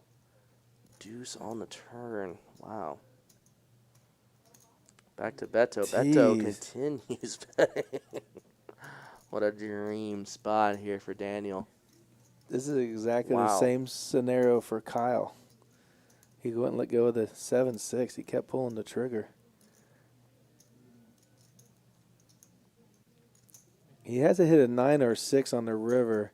Wow. To lose this. Well, he's only got 3.1 behind, so if he hits a card, he's going to rip it. Oh! There he goes. He's got to rip it now. river. Daniel does the check. Wow. Beto bets 1 million. Interesting sizing. What is Daniel doing? He's only got 2.1 behind. We know what he's doing. He said all in. They got all a quick in a call. call. Oh! Quads. Wow. That's all it takes to win $24,000. Wow. 24 with a 4 in your hand. That's how you do it. Wow. What a crazy last hand. My goodness. Wins with the flopped quads. Oh, man. Unbelievable. Daniel is in the booth with us. Daniel, congratulations. How was it? Oh, it was awesome. Thank you very much. What a crazy last hand, man. It's a heck of a way to end it. Just flop quads and your opponent's bluffing into you. And he catches one of the cards he needed to feel like he was going to double up through you. Yeah, it's an easy game when you flop quads. Right. I mean, Check call, huh? Yeah. You played great all night. You were Oh, saying thank how you. you were playing. It was very good. Mm-hmm. I mean, you're very patient. Thank you. And Yeah. I'd just like to say, thank you for my family supporting me, my wife. She just supports me playing poker and all my kids. And Jason, Vu, and Russell, great poker players, and they always coached me. Oh, wow. It's a great opportunity. Yeah. Vu is one of our friends. We love Vu. We love Jason. I started saying that you started the 1.5, 1.6 bet, and whenever someone's betting that number that you actually started doing, everybody was folding to whoever was raising that bet. So that became like the standard. raise size. Yeah, raise size. Thank you. And so when you started doing, I was like, shit, 1.5 is the standard, man. Mm-hmm. And it was getting through. Now we saw that Evan was calling folding a lot to you guys. Like, you guys would put out a raise, he would call, but as soon as he checked, one of you guys would bet, and then he'd snap fold every time. But when he shoved with the king 10 on you and you had the king queen, we're like, man, can you make the call with the king queen? What were you thinking when he shoved with the king 10? So I was thinking, you know, the blinds are going to go up. It's going to be 6-3, and it's only 3.8, and I can knock out a player. He shoved a bunch of times, and most of the time he had it. You know, he had kings, he had jacks. So, but king queen was a strong hand. Heads up. I decided to go with it. Right, we saw you count your chips like you were seeing, okay, if he does double get this win, how much do I have left?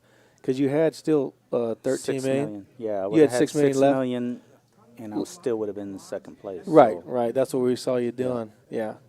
That was a good call. It was a tough call, I thought. Because it was weird because Evan didn't raise with ace deuce. He folded that. It was suited. The next hand he gets 7-6 of clubs, rips it, and everybody folds. And then I don't know if he got tired or he just thought he had the best hand at the time when he shoved into you and you called him. And then Beto was playing really well. He was short stacked a lot. You guys were both short stacked for a lot of the tournament. And then the tournament leaders got knocked out. Were you thinking about laddering up, or you thought, yeah, I can actually win this thing if I just get a couple hands? I mean, for me, no, it wasn't about the money. I wanted to win. Right. So just picking my spots, and I guess that's it. You know, Yeah. Just picking the right spot. Well, they said you guys might have been talking about some kind of chop or something on this last when you guys got heads up.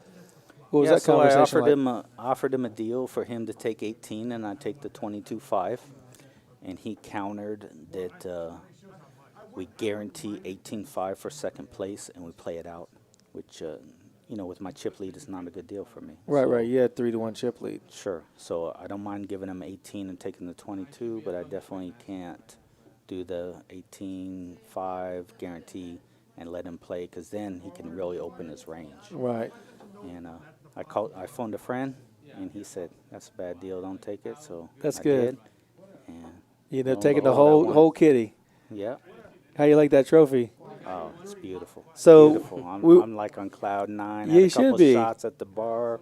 You bought should a be. couple rounds. Heck going yeah. good. Yeah, you should I'll be. buy you all around right now. Yeah, we'll take it. You know, I was saying, you know, what you'd buy, you know, with your prize, you know, make 3 lists. But now that you got the wife and kids, I was like, okay, well, we know where the money's going. You know. Well, you know, I'm pretty blessed. I'm retired Army, 26 years. Okay. So really, all I do is play poker. Well, thank you for your service. And I live a blessed life. So. What'd you do in the Army? I was in the Army as well. I was an Army medic for 26 okay. years. Oh, wow. I was a 11 Mike. I was a mechanized infantry. Okay, yeah, I was in the infantry, Yeah. 3rd or 502nd when I first came in the Army in '93. I was a Big Red 1 out of Fort Riley, Kansas. Okay, yeah. But, you know, I'm blessed. You know, I got good kids, great daughter, great sons, and, man, I'm just on cloud 9. Yeah, you played well. We're very happy for you. I told my wife I was bringing her 20,000 when I came today. So. Nice. You At did least it. I'm not a liar. She won't have to leave me. Yeah. Well, congratulations. And, you know, I don't know if you heard, but Rounders and the Lodge are partnering to do a $500,000 guarantee, $500 buy-in. The final 18 will play in Austin at the Lodge and then play down to the winner out there. I'm in it. You're in I'm it. in it. Yeah. Yeah. I played at the Lodge, the last Million Maker they had up Sure. there. It was a good tournament, so definitely I'm in it. All right. Well, hopefully you have me here and again. Yeah, absolutely. We'd love to see you here. We hope you win. I played with Chaz a lot. Yeah. He's taken a lot of money from me, so I maybe took it from him one time. As long as you win once, that's all you Yeah. can say. I beat Chaz. Hey, part of that first place prize was my money, so he beat me twice. Yeah. And he didn't rag on me, you know, the ace queen where I folded. That's a great fold. You know, he was like, that was correct fold, so I felt good Yeah, about yeah, that, yeah. that he supported that. And you know, we were talking about how Vu made a great fold. With the 8s, The yeah. 8s, and you, like he said, you know, the players behind you could wake up with a hand. If he was Vu and Vu fold 8s, you wake up with aces against Jared's ace queen, you know. So what a great fold. Wait for him to ladder up. He got, I guess, I don't remember what hand Vu got knocked out on. Ace. He had ace 6 against pocket 7s Yeah, against yeah. Beto. Yeah, so I thought he could have folded there, but I wanted him to do well. He did do well. He did do well. Yeah. He's one of my poker buddies. Yeah, he's made the final table the last 2 tournaments for us, you know. Great player. So is Russell. Russell was at the last Yeah, final. yeah, too. yeah, for Russell sure. Ivey. Yeah, Good player. he did a good job at chopping And with Jason won it Yeah, last Jason. time. Yeah, Jason. for sure. All my buddies. Yeah. Yeah, you played great, man. You, I thought what was really important was you turned the aggression at the right time. Yeah, it's The better last- to run good at the end. Yeah, the last you know? when you got 3 or 4 handed, the table was playing a little tight. We were commentating about it in the booth, and I think you and Beto were really the only 2 that were really turning up the aggression, and you gained a lot of chips just from being aggressive. And we were talking about it. I was like, yeah, he basically doubled. There was a little stretch there where you almost doubled up without going to showdown and just like being aggressive. You go from like 7 million to like 14 million, like real quick. And I thought that was like the most important part of the tournament. You really turned on the aggression at the right point. And but yeah, man, you played great and you deserve to win. And happy for you, man. It was my day. It's a great performance. Yeah, Yeah, it was. It Thank was. you. Congratulations. All right, we're Congrats, going to man. get out of here tonight. We want to congratulate Daniel one more time for taking down the Fall Classic $100,000 guarantee, $24,500. And the winner tonight, thank you, Chaz, for coming in here. Want to thank all our chatters out there for supporting us. Yeah, Daniel wants to say one more thing. Come on. I got to thank my biggest counselor and supporter, Chris. I couldn't do it without you. Chris, you hear that? What is Chris? Where's he at? He was in the Army with me. He served 10 years. Okay. And he's in Maryland. His wife served like 23 years. Okay. So every time I take a bad beat, I give him a call, and He helps you counsels through me. it? Yeah. Hey, Chris, thank you for that support for Daniel. And we're going to get out of here. We want to thank everybody. We are doing a stream on Friday this coming week. It's going to be DQ's game. We're going to stream it Friday from 5 till 9, roughly, 8:39, something like that. So if you guys want to tune into that, we'll send out some Instagram stuff and let you guys know about it. We do have the $500,000 guarantee coming up the Thanksgiving weekend. So we want to thank you to our sponsors, Hazel Sky and LaHood Norton. And we're going to say good night, and we'll see you Friday night. Peace out, everybody. Good night, everyone.